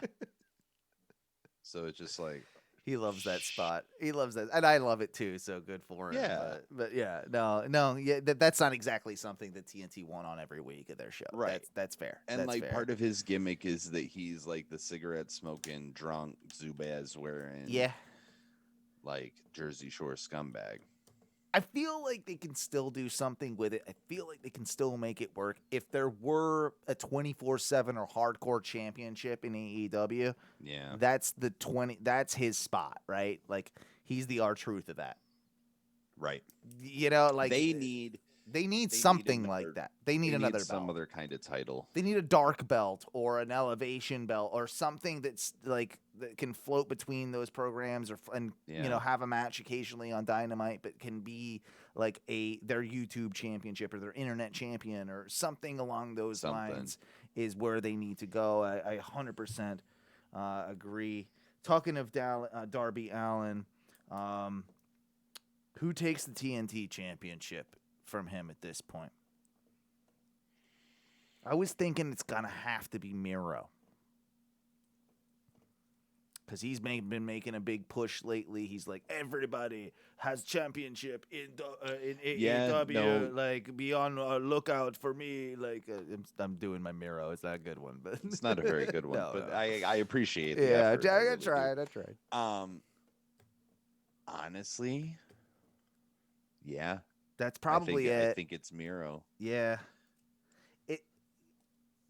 Dude, like I say, And then you can have, Darby- I think after that, because of the alliance right now that Lance Archer's kind of developing with both Darby Allin and Sting. Like he's kind of turned face and he's buddies with Sting. Mm-hmm. Then a Miro Lance Archer program works quite well. And you can have Darby move up, I think, into the main event picture.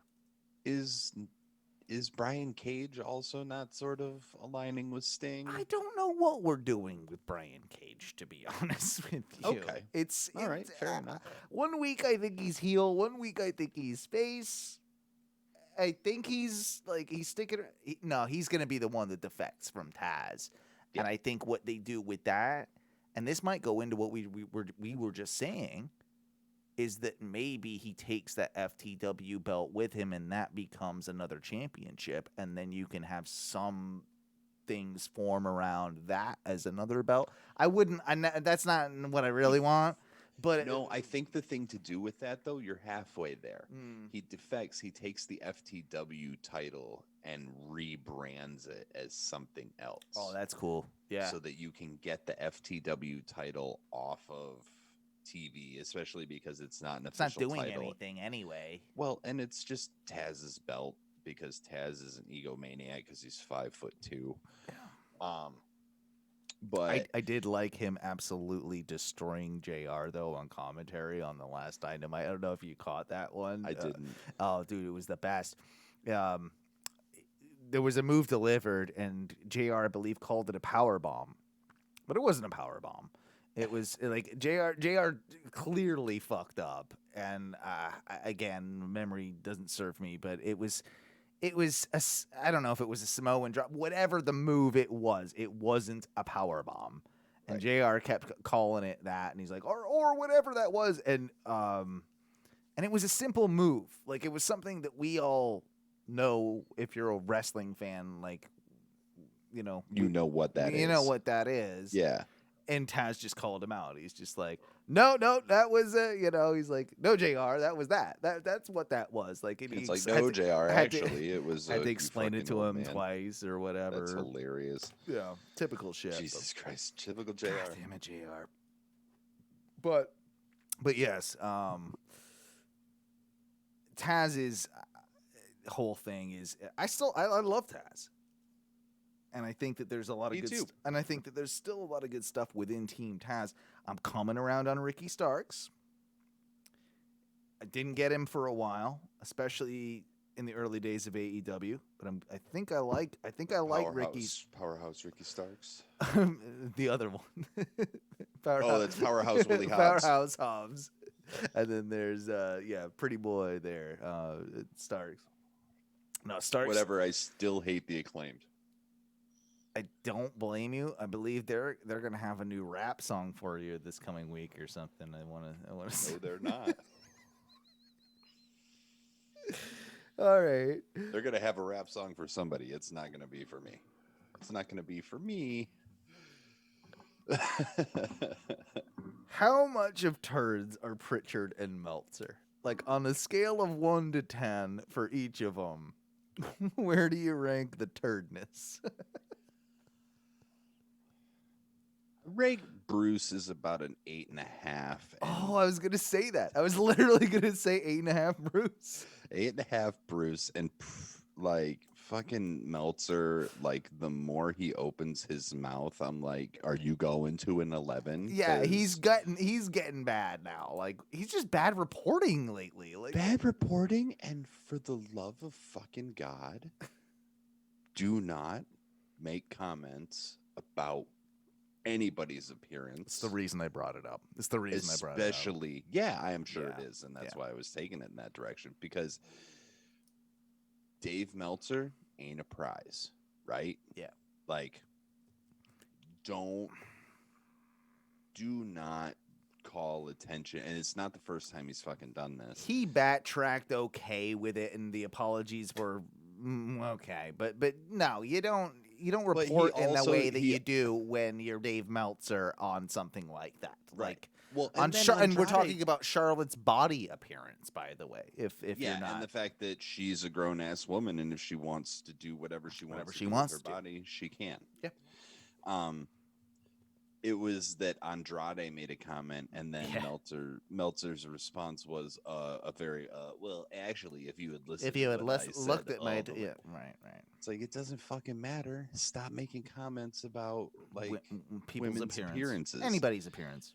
Yeah, like it didn't go over well when you said. Well, the real reason is that Charlotte's getting her teeth worked on, and that she's gonna have a full makeover. Have a whole brand new face. Right. Like you're insinuating that this person is getting work done, and you don't know for sure at all. Like that's a fucked up thing to do. Come on. It is the fault of wrestling fans. And also be a gentleman when it comes to a woman.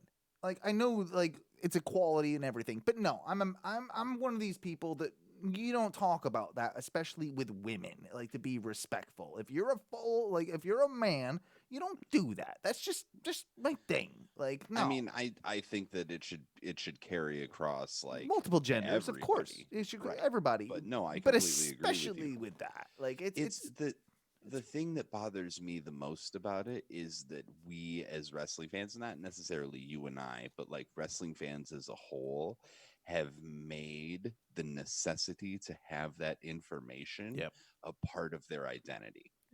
Wrestling fans are the most invasive fucking fan group of any other fandom I've ever been a part of. You know what I mean? And I'm a Star Wars fan, for fuck's sake. Like, I'm going 9.5 turd scale for Meltzer right now. Yeah, no, I'm gonna. If he was any more of a turd, I would jack it to a full 10. But no, I'm gonna go with you. I think we are in full turd scale agreement on this. 8.5 with Prichard, 9.5 with Meltzer. Yeah, I mean, that's fair. Dude, Bruce is such a fucking. He's a lie bag. He's a lie bag. Yeah, or he stretches the truth quite a bit. Yeah, embellishes a little bit. He's got a little bit of Hoganitis. Yep. When it comes to like. Just like, I don't think you were necessarily the most important person in wrestling history. You're just a background player in the room. And now, of course, we've got him back in the fold. We've got fucking Laurinaitis back in the fold. Here we are back Dude, again. what year Like, is what it, year? Yeah, I don't actually? know. It's a simulation. None of us do. Yeah, it's definitely a simulation, and it's breaking down. I did have a funny thing, though, that I thought about. I'm like, oh, yeah, that's right. Charlotte could be getting some dental work done, right? Like, it was the big rumor that Charlotte Right. getting this dental. Danhausen must have a big erection right now. Like, because Danhausen's going to get some teeth from Oh, he's Charlotte. gonna get some Charlotte teeth. teeth? Charlotte teeth. Yeah. He's going to get Flare some teeth. Charlotte. Yeah, flare teeth. Flairhausen. Flairhausen. He was on Conan O'Brien's podcast. He was on last Conan week. O'Brien. Yes, I haven't listened to that, but he was also on Sam Roberts as well, talking about that. Danhausen, he's famous Hausen now. He is famous Hausen. yeah. Very, very, Very- nice, very evil. very rich, famous. very famous, very evil. That's the way I look Yes, at it. I do not know. I am paid a sex full of human money. Still doesn't have his blimp, though. He's pretty mad about that. I would be pissed too. Yeah, it was part of his Ring of Honor contract. Part of his deal with Dave Honor. Dave Honor. I love that. I fucking love Danhausen. Like the first time I saw him, I was like, I love this guy. Oh, And then, yeah, it's so great. It's so great. And the dude will end up making lots of bags of money. He will end up making sacks of money for sure. Yes. Like, God. You want to take some Facebook questions? Yeah, let's do it. All right. Of course, What's Duce got for us? It's not just Duce. It's not just Duce. We've got 3 whole people. Like Duce has Duce had 3 questions, but we got questions from other people as well. Awesome. But Duce is asking, and again, if you're not in our Facebook group, search for Ohno Wrestling, OHNO space wrestling, and join our Facebook group. If you do a search for that, join us, and you can ask us questions. You can view our show, and you can communicate and connect with us as well. But our good friend Duce of the Happy Hour with Johnny and Duce podcast, he asks, what are your thoughts on BTE as of late? It seems to have gotten better. Has it? I haven't watched it. It's about the same, Duce, if I'm being honest with you. I will say that the latest Talkin' Shop was better than the majority of Talkin' Shops have been in the past few months. Okay. And the Bucks were on with the Good Brothers, and in that they talk at length about their dealings with WWE. Oh yeah, is that where they talk about like how much money they were being offered? So they eventually did mention on that it started with, I guess, Matt being a dickhead and accidentally sending a screenshot of his bank account information, of his balance and everything. And he's like, well, what I was trying to do is, like, I had a good day in the stock, so I was trying to show someone, like, it was like, but he's like, that I made like $4,000 on the stocks today. Like, yeah, it's good. But of course, he left in the part with like all the money that he has, and then sent that to a few people. It was like Trent and whatever, and like he's like, whoopsie daisies. And now they know how much he makes, and he's like, yeah, that's not gonna be good. But but he knew at the time, just from the Good Brothers, like kind of what people were making in WWE, and like when the whole thing before AEW was going down and Triple H was trying to court them. Initially, like, people were at that point making around $150,000, I believe, a year at NXT, and on the top side of things, they were offered $500,000 each to come in within NXT. That's both just the Jackson brothers. Wow. They turned that down because during that time, obviously, the developments of AEW were moving forward, and Triple H kept doing the thing, like kept more and more and more and more. He doesn't say how much the final figure was, but if you think that they started at $500,000 each, like, they probably got close to, I don't know. I guess it depends on how many times they offered. Yeah, so you got to figure this. He said 4 times. I think it was 4 or 5 times that they were, came back with more. So I'm gonna guess that they probably capped it at like 2.5. something ridiculous. They also did talk about the potential of like Ring of Honor recording them at that time as well, but by that point they knew that we know that Ring of Honor doesn't have the money that we have been off. Like Right. we know we are worth at this point. They politely, they listened to them, but of course, like they were probably offering them like $100,000 a year or something, Right. or, like Exactly. no guys, but that just leads you to believe, and I don't know if it's a joke or not, but Gallows does say, "Oh, you're almost in that 7-digit club," like because he got that screenshot too. Mm-hmm. Like, wow. Like, we're talking, Yeah. like, oh, no. Like, what did he say? I'm thinking about $1 billion. Sorry. Like, so it would be the 8-digit club, right? Is that? No, eight-digit would be tens of millions. I think it was. I don't know. I'm messing The it all up. 10-digit club. Yeah, it's would be something probably. 10-digit I club. think it's something like that. Yeah, 10 I think digit. 10, Yeah. 10 digits would be yeah. $1 billion. I don't think it was that much, but I mean they're making multiples of millions, so good for them. Oh yeah, Good for them. good for them. Bad for him for taking a screenshot of what he makes. Yeah, but pretty funny. You can listen to that. That's obviously a That's talking hilarious. shop. Another one from Duce. What are your thoughts on AEW filming as much? We did that one earlier, right? With them trying to get. Yeah. All right, skipping to the next one. What are your thoughts on WWE Hidden Treasure Show leading to an actual WWE Hall of Fame? And it may be located in Orlando. Where would you want it? I mean, Orlando. We have talked about that before. Yeah, we have plenty of times because we both would get jobs there, or like if they were the right type of job. Yep. I'd love to work for a place like that.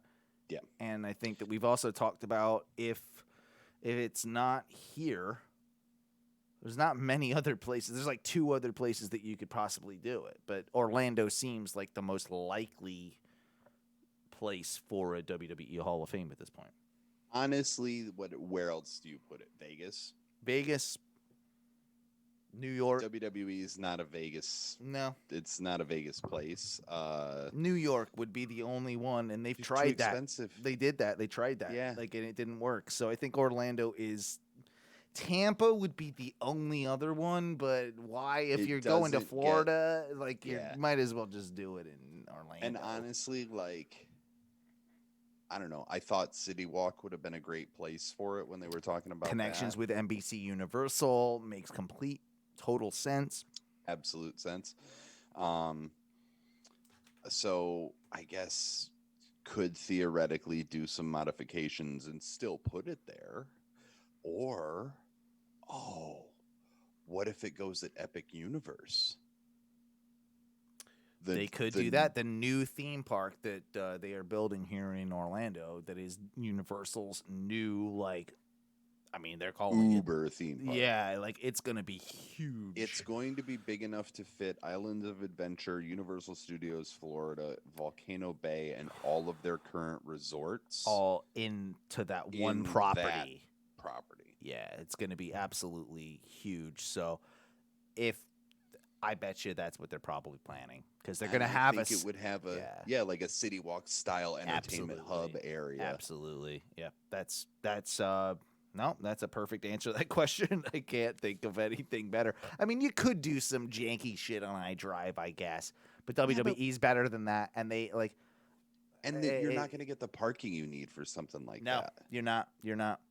But it like, would. what are you going to do? You're going to put it out by Artagon or Deezerland or whatever the fuck it's called now, or to kind of further answer his question, though, I do believe that this show that they're doing is sort of to kind of get feelers out to gauge interest as to what a physical Hall of Fame type thing would be. I think that's half the reason that this show exists. It's and why they're doing it. And honestly, it's gonna be the part show's of that, pretty cool. Part access. Yeah. AJ's a great host. He's got some great great personality, great rapport with the people that he's been on there with. I think that man, you really need to do it someplace where you're going to get a lot of walk-up traffic. And a city walk, a that type of thing is definitely and going to like help with that. Something that you're making enough from the location and like people walking in that you don't necessarily need to, because otherwise you're going to have to build a separate location, charge admission to come in, right? Like if you put it at a city walk where admission is free and they have like the big WWE gift shop and you can buy all sorts of the crazy shit, like Yeah, and then you have maybe like, I don't know, would you do it like as an extra like exhibit that like you have to go through, like, you know, check out, like, I don't know, like the memorabilia, like more memorabilia, I don't know. you're thinking about how to upsell it. Yeah, I'm trying to think of like, could you do photo ops? Right, that's probably what you do. Photo ops, like Or photo you ops charge with- for like, oh, you could have a ring there, and you could do like what you did at the PC, where you have a ring entrance type entrance, yeah. thing, and like you pay for a Absolutely. video for that, and you get a picture in the ring, and oh, dude, yeah. I mean, I would. I know I would do that. Yeah. So 100%. And And I think, and then you could do signings there. yep, you could absolutely Um, do signings, like announcements of events. Like you could use that as like a little bit of a launch pad for Mhm. somebody, Yeah, you do know, press conferences press there. conferences. Yep. It's going to be really weird when AEW and WWE go back on the road. Because we've had them so long here. Like, Well, that, and it's just been in the same place for over a year now. Yeah. Like, and so things just kind of, we're so used to it. And it's just like, fuck, they're like, by the summer, AEW is going to be hitting the road. Like July, August, they're supposed to be hitting it pretty hard. And I think probably same for WWE. So I think if I'm guessing correctly, SummerSlam forward is what they're looking at. They're going to do SummerSlam, and then Yeah. after that, they're back on the train. on the train, that makes sense to me. Kyle Duce with his last question. Now that NXT is on Tuesday nights, I can actually watch it. It's not too bad, the little I've seen. Y'all guys were right. Okay, yeah. You're I fucking mean, welcome, Duce. Yeah, it's only been around for how long's NXT been around? I don't know, man. Like, it's only been kicking ass for like It's only the 3 or best 4 show that years. WWE provide, but That's he what I'm is saying. he is an AEW fan, so I'll give him some slack I a get little it. bit. I get but, it. I totally get it. but it's I the really best. do. Yeah, it's the best. If you know. like AEW, You'll then like NXT. NXT Yeah. is the show that you need to watch. Mhm. And yes, So- I think we all agree that we're happy that NXT is on Tuesdays. Unfortunately, I can't watch it live because neither of us can because we're doing the show. Right. Usually when I it's did on. like your setup last time of having the show Oh, on. when it's important, I'm gonna make sure I can still do that. Like that's the Yeah. thing. I can have it on so we can get breaking updates. Right. But still, it's not like I can watch it when I'm doing the thing. Yeah. We got 2 more questions here from Facebook. All right. Our buddy Jay, talk Yeah, about good brother Jay. good brother Jay. Talk about your thoughts on the topics that will be covered on next season of Dark Side of the Ring. Ooh, do you have the I list? do indeed. Yeah, all right. I have Cool. it Then I pulled. don't have to pull it up. Yeah, no, I have it pulled just because of that. And man, starts out with Pillman. That's We- going to be a good one. Pillman's going to be amazing. Nick, we can't spend too long on all these, because we're going to end up discussing these at length when they come out and when Yeah, we no, watch this is sort of them. just like an Yeah. initial word Yeah. association almost. Nick Gage, which I've seen Ooh, I've seen the trailer for that, shit. and man, that guy seems like a bit of a shitbag. The whole fucking pizza cutter in John Moxley's mouth between the oh no. Well, there's that. You can't say that too loud because he will kill us. I know. Yeah. He's the white New Jack. I know. He's the white New Jack, Nick Gage. The Collision in Korea is. Oh, one I of the- can't wait for that one. That one's going to be amazing. really interesting. Yeah. If you don't know about that, that's when WWE went and did a show in WCW. Oh, sorry, it was WCW. Yeah. In North Korea.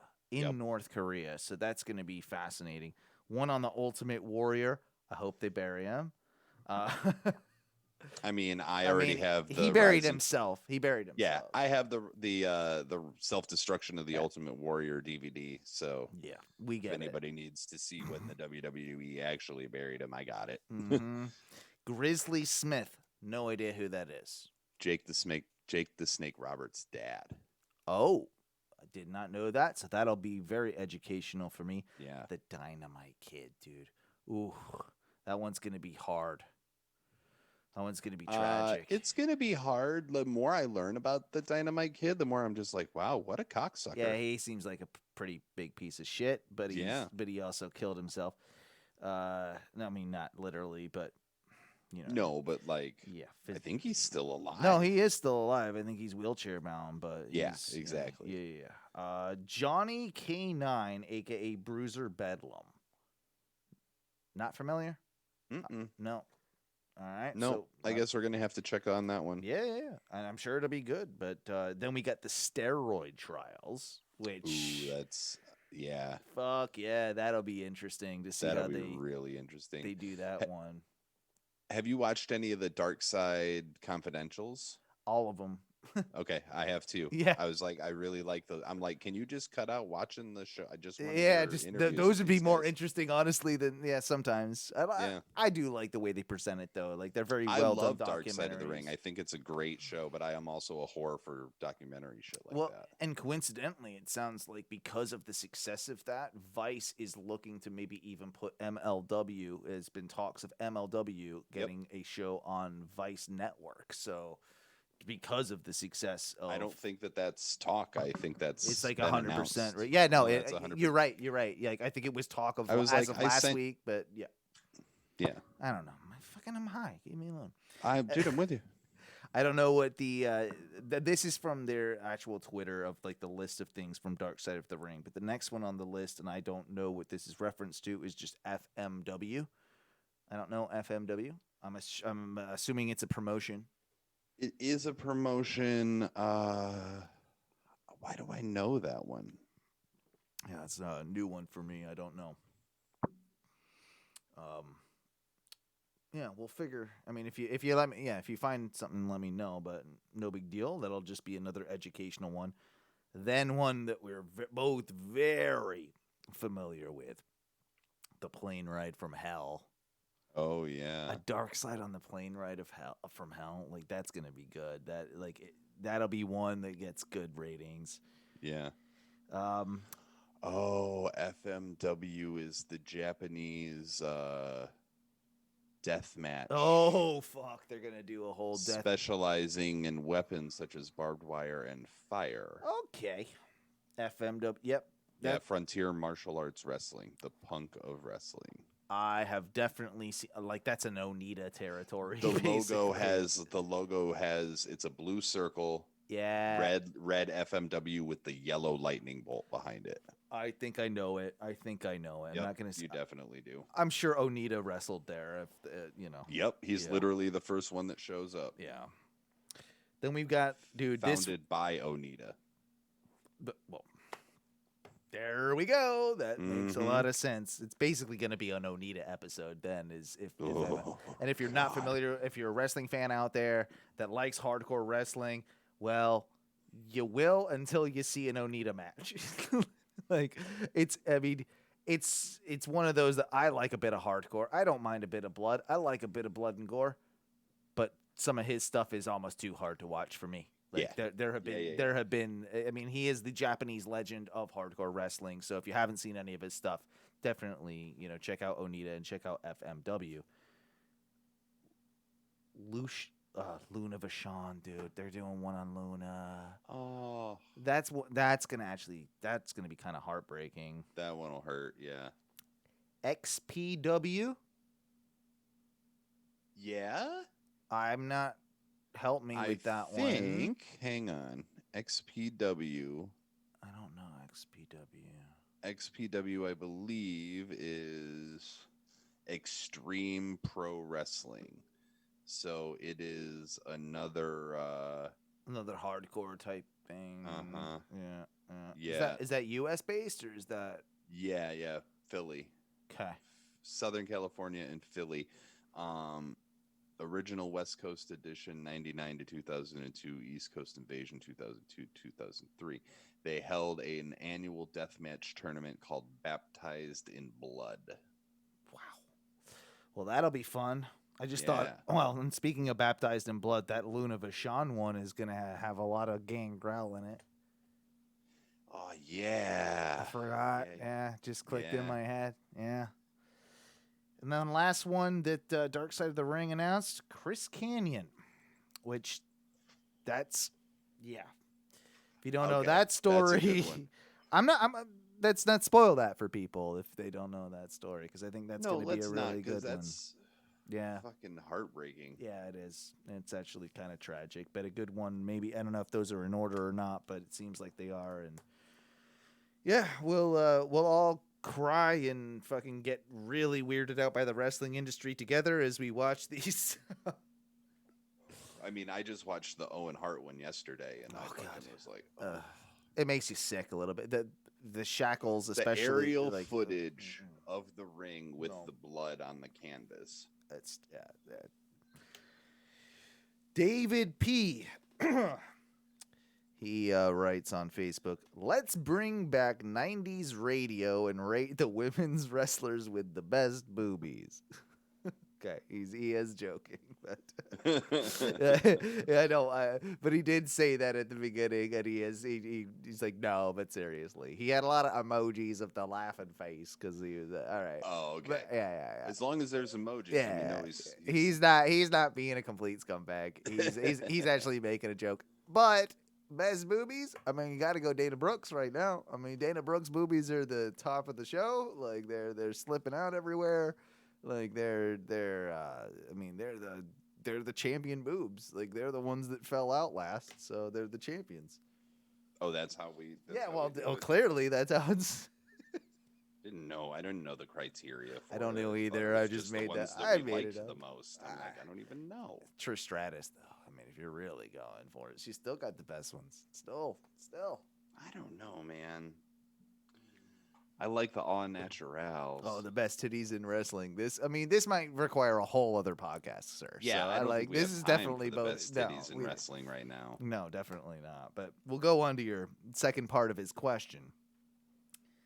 Why do you think the writing on Raw is almost unwatchable, but SDL is always good? Is it just because the Fox deal is so important that they spend the majority on it?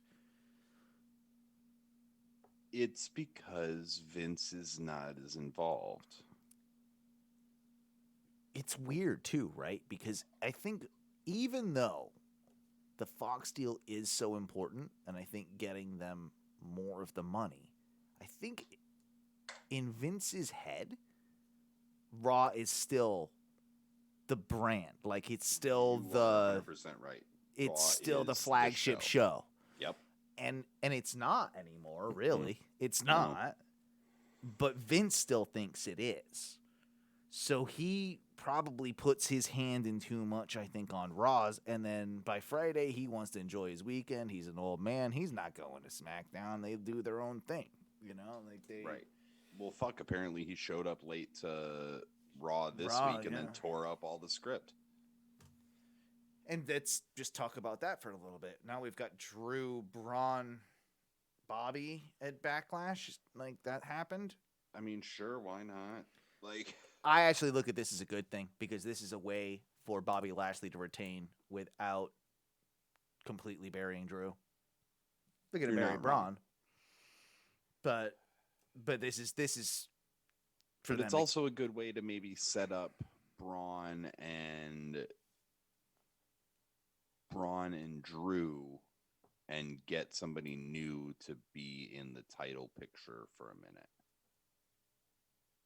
Like, because if Drew and Braun. Yeah, sort Drew and of- Braun have a feud on the side for a while. Yeah, sort of like take each other out, and then. But then there's also the weird shit with like the retribution stuff going on with that too. Like I don't know, like are they teaming up with the Hurt Business or what's left, or just Bobby Lashley MVP? Because I don't know what that deal is. Nobody knows. And but then we got that, and then like but they're against Drew as well, and then they're I don't know. Like I feel like my original thing I said a couple weeks ago is true. That Bobby Lashley. That remember when he made the offer in the locker room to take out Drew, like he's paying, and then he's paying retribution to take out both these guys to keep him away from him, keep injuring him, so that it's easier for him to beat him when the time comes. As long as Bobby is the reason that they're not wearing those fucking masks anymore, I really don't care. I think that's what we're going. I think that's what they're doing. Maybe. And I won't hate that much. And then you can even have a segment that explains who they are. I was this guy. I had to become this guy to get here to try and like, get the, and now I'm like there's a way to do this. Like it's not There is a way to impossible. do it. The problem is you have to rely on our Dio Madden and Dijakovic Pulling it off. Well, good enough to pull it off. That's maybe what they're kind of looking at too. I just don't think that here's the problem with that. They had what they needed to do it in the first place. Mm-hmm. They had the group. They didn't need to split them up. They could have done everything that they're doing right now. I with know. that. I'm Grumpy Bret Hart. By the way, Grumpy Bret Hart is one of my new favorite memes. Grumpy Bret Hart, and just like he must be the grumpiest person. You're talking right? the one where he's looking at somebody doing the sharpshooter wrong. Well, yes, I mean that's my favorite one, where he's looking at somebody doing the sharpshooter wrong and just being so angry about it. He is just a But miserable Canadian prick. He really is. Like, god damn. And I Bret. I just find humor in it too. Like, Yeah. I do. Jesus. What do we got here? Oh, we got a few more minutes. All right, yeah, this is perfect.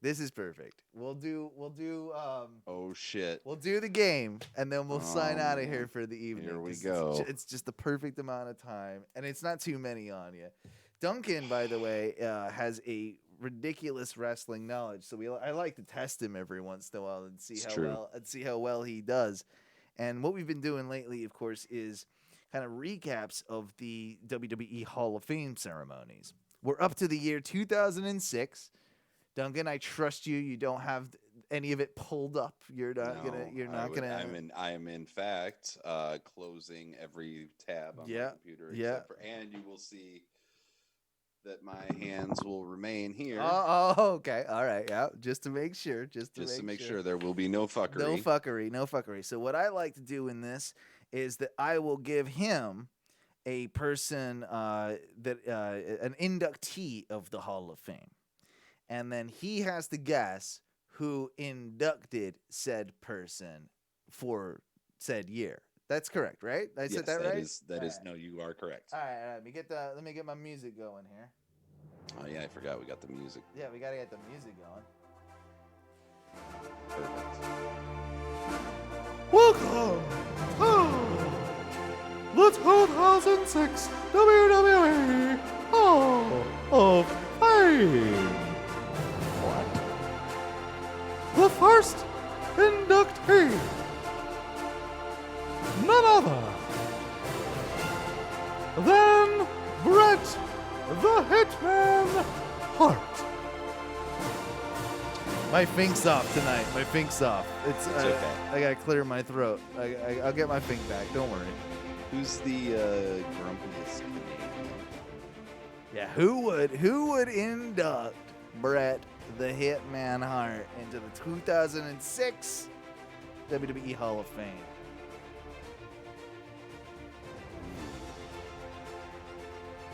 Probably not Vince.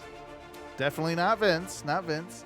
You know what? For all these, I'll give you 2 shots. I'll give you 2 shots. if you get it in 2 shots. Cool, you already used the one. I did already use the one. Well, I have nothing to go on. and No, it's no, Bret no, no. Hart. It's tough. It's tough. I mean, I'll give you clues if you want clues. No, but I don't know how much that's gonna help. Well, it wouldn't be Owen. Stone Cold. Fucking A, he got it right off the bat. Yeah. Stone Cold Steve Austin. Oh, Hell man, yeah, all dude. right, all What, right. you're in, buddy. Like, you're in. And you said definitely not Vince McMahon. So I'll even take that. Like, you didn't even really get a guess there. You just were saying in your head it was Right. definitely not him. I just shouldn't have confirmed it. Therefore, like, no, that's a complete win. That's a Wow. that's a point right there. That's a point. The one, the only, Eddie Guerrero. Ooh. This one actually is kind of easy. Ray?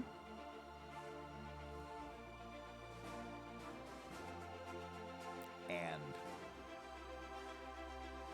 Oh, Ray and Vicky. No. you got one of the three. I'll give you a clue there. You Oh, got one of the Jesus three. Christ. All right, so Rey Mysterio. Yep.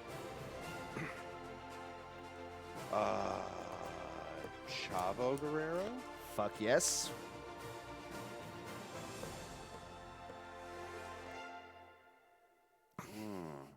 This one is. He was his like best friend. Like he was his best friend for a while there. Benoit? No, wait. No, you got it.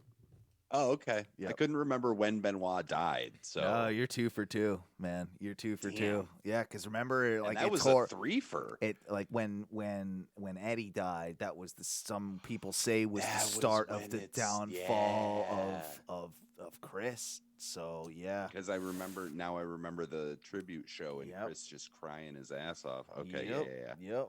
But good job, you nailed it. You 100% got it. Like you're 2 for 2 right now. Here we go with this one. Matthew's gonna be so mad. Oh yeah. I don't know how you do it. I couldn't do this as well as you. Don't. Definitely not. It's mostly the weed. The immortal, Mean Gene Okerlund.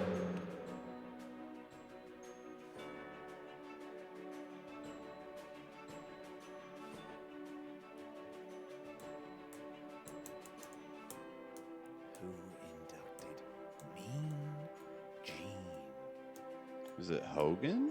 Fucking, you're good. That's 3 for 3, bro. 3 God for damn. 3. 3 for 3. Now, this is where it gets hard.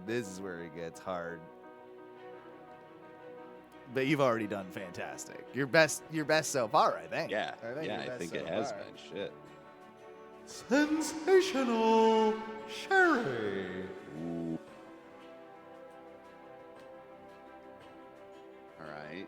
So. He's doing wrestling math in his head. He's doing autistic wrestling math somehow. Yep. No, I absolutely am. I'm glad you know what side of the spectrum I'm on. I'm literally that meme. He's just going into it. I can see. Yeah. It's just a little. Because I'm thinking it's like, all right, so Sherry was Minneapolis is where she got her. Oh my God, he's going that deep. Oh shit. I don't know. I don't know. Well, I'm just like, oh. Male or female? Male. Okay. Rick Rude was already dead. Savage? Very good guess, but no. Okay. Because he would still have been alive. You're getting the 2 guesses on this game. On this one, you're getting the 2 Okay. guesses. So I'll give you the one more, and then. Oof.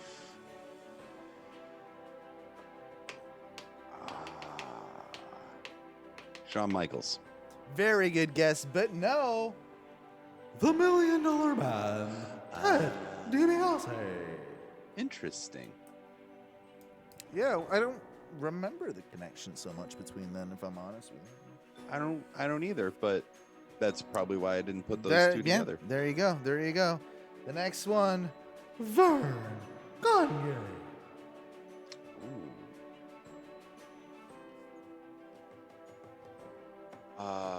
Family member. I'll just let you. It was his kid. It was Greg Gagne. There you go. I shouldn't. I mean, I shouldn't have done it. No, I was gonna. I had it. I'll give it to you. I'll give it to you. I had it anyway because Good, I remember because Vern was already, I think, was either already dead or was like super old. So I'll believe you. Oh, wrong one. Hang on. are we getting a funk party? Yeah, now? I mean, What's we could. I happening mean, here? anything can happen over here. Did Ty show up? Yeah. Mr. USA, Tony Atlas. This one's tough. I wouldn't, not in a million years on this one, honestly. Farouk. I don't even know who the person is, so that's why I can't even like help you Oh, out. okay. Then Ken Patera, and that's my only SD Jones. Special Delivery Jones. Okay. Not familiar. Is that just maybe before my time or like? Yeah, he's an old school, like definite old, like even before my time. I just know Special Okay. Delivery All Jones. right. Like Yeah. I know the name. Yeah. Sorry. Yeah. I'm not even upset about missing. Didn't out. know that one. All right. The Blackjacks, Blackjack Mulligan and Blackjack Lanza.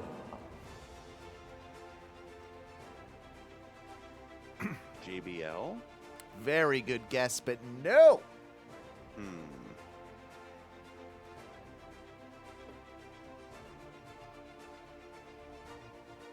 You would think it would be, right? Yeah, You would think it would be that. I would think it would be that. I'll say this person is no longer with us. That doesn't really help. No, it doesn't. Unfortunately for wrestling. Yes. Huh. The Blackjacks. I'm thinking manager.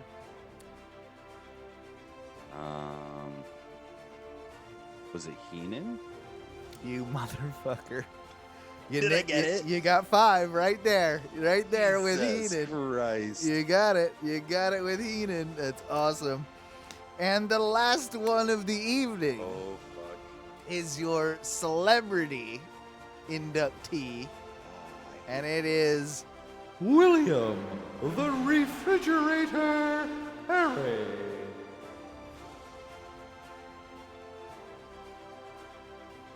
yeah, this one. It's like, what year? If you did get Big- this, you really are a What witch. year did You're a Big witch. John Studd die?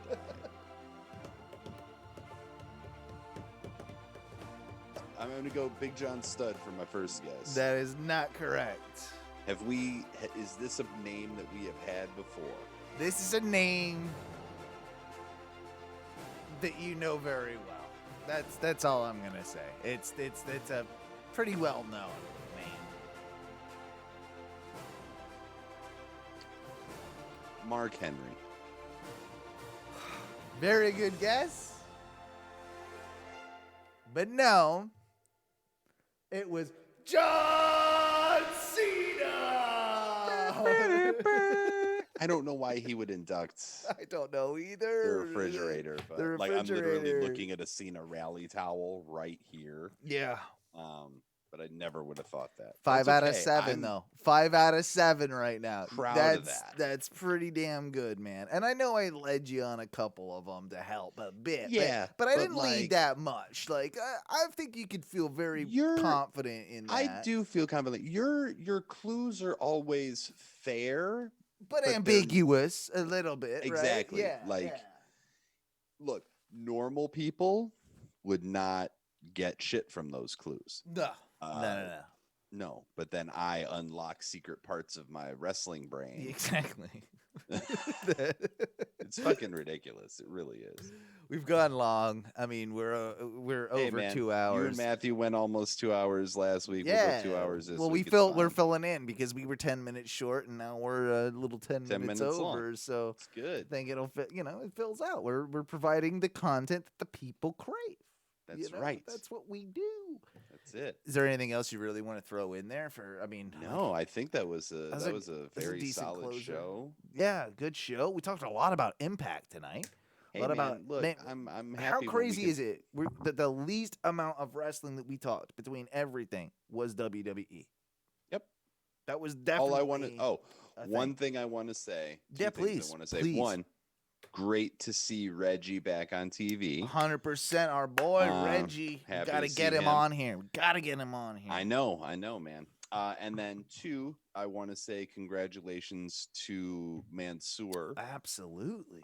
for marrying his girlfriend Mia, who used to work with my wife at the show that we worked at. Fucking here in small town. world, right? Yeah, dude, Fucking really small is. world. That's cool as hell. I didn't know that at So- all. Like, you just told me that earlier tonight, and like you mentioned, he has some crazy 20 how many 30 something and hold on, He's got some crazy undefeated streak going on Yeah. right now. Arabia, that's not really beat around the bush. Saudi Arabia wants one of their guys looking strong and not losing matches. And where's he wrestling these Right. matches?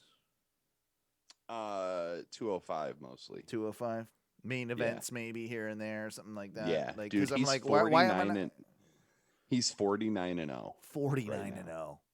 Wow, that could be a whole man. We should do some of these crazy stories that we've had a few of them even tonight, where we've said it that could be a whole podcast in and of itself.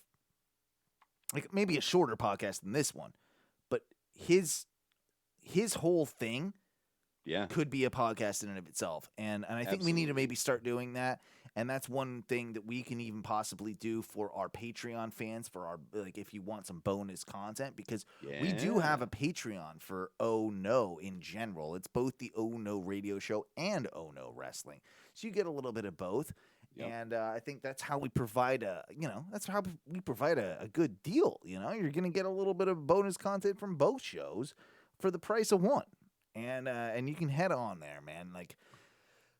We appreciate the $5 donation, but if you can only do two, that's fine too. And do whatever you can. Do whatever you everything can. helps. Do whatever you can. Everything helps. But we should definitely, and we'll be doing more bonus shows, even on the wrestling side of things, so that we can provide you with more content. But join our Patreon at patreon.com/ONRS.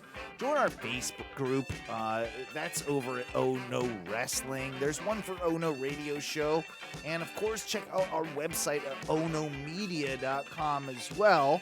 Duncan, you're all over the Oh No Wrestling Instagram, right? Yeah, at Oh No Wrestling on the IG. Yeah, and I've opened up the phone lines once again. So if you want to leave us a voicemail, or maybe I'll start bringing it into the show every once in a while and letting people call in. But if you want to leave us a voicemail just for now, you can do so at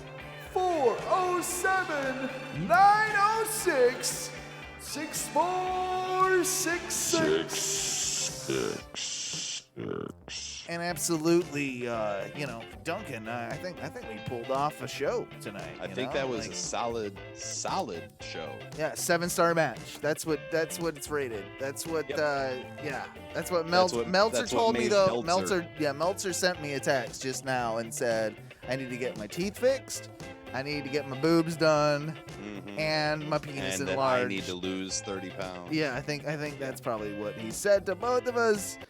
Oh shit, that being said, what do we say when we get out of here?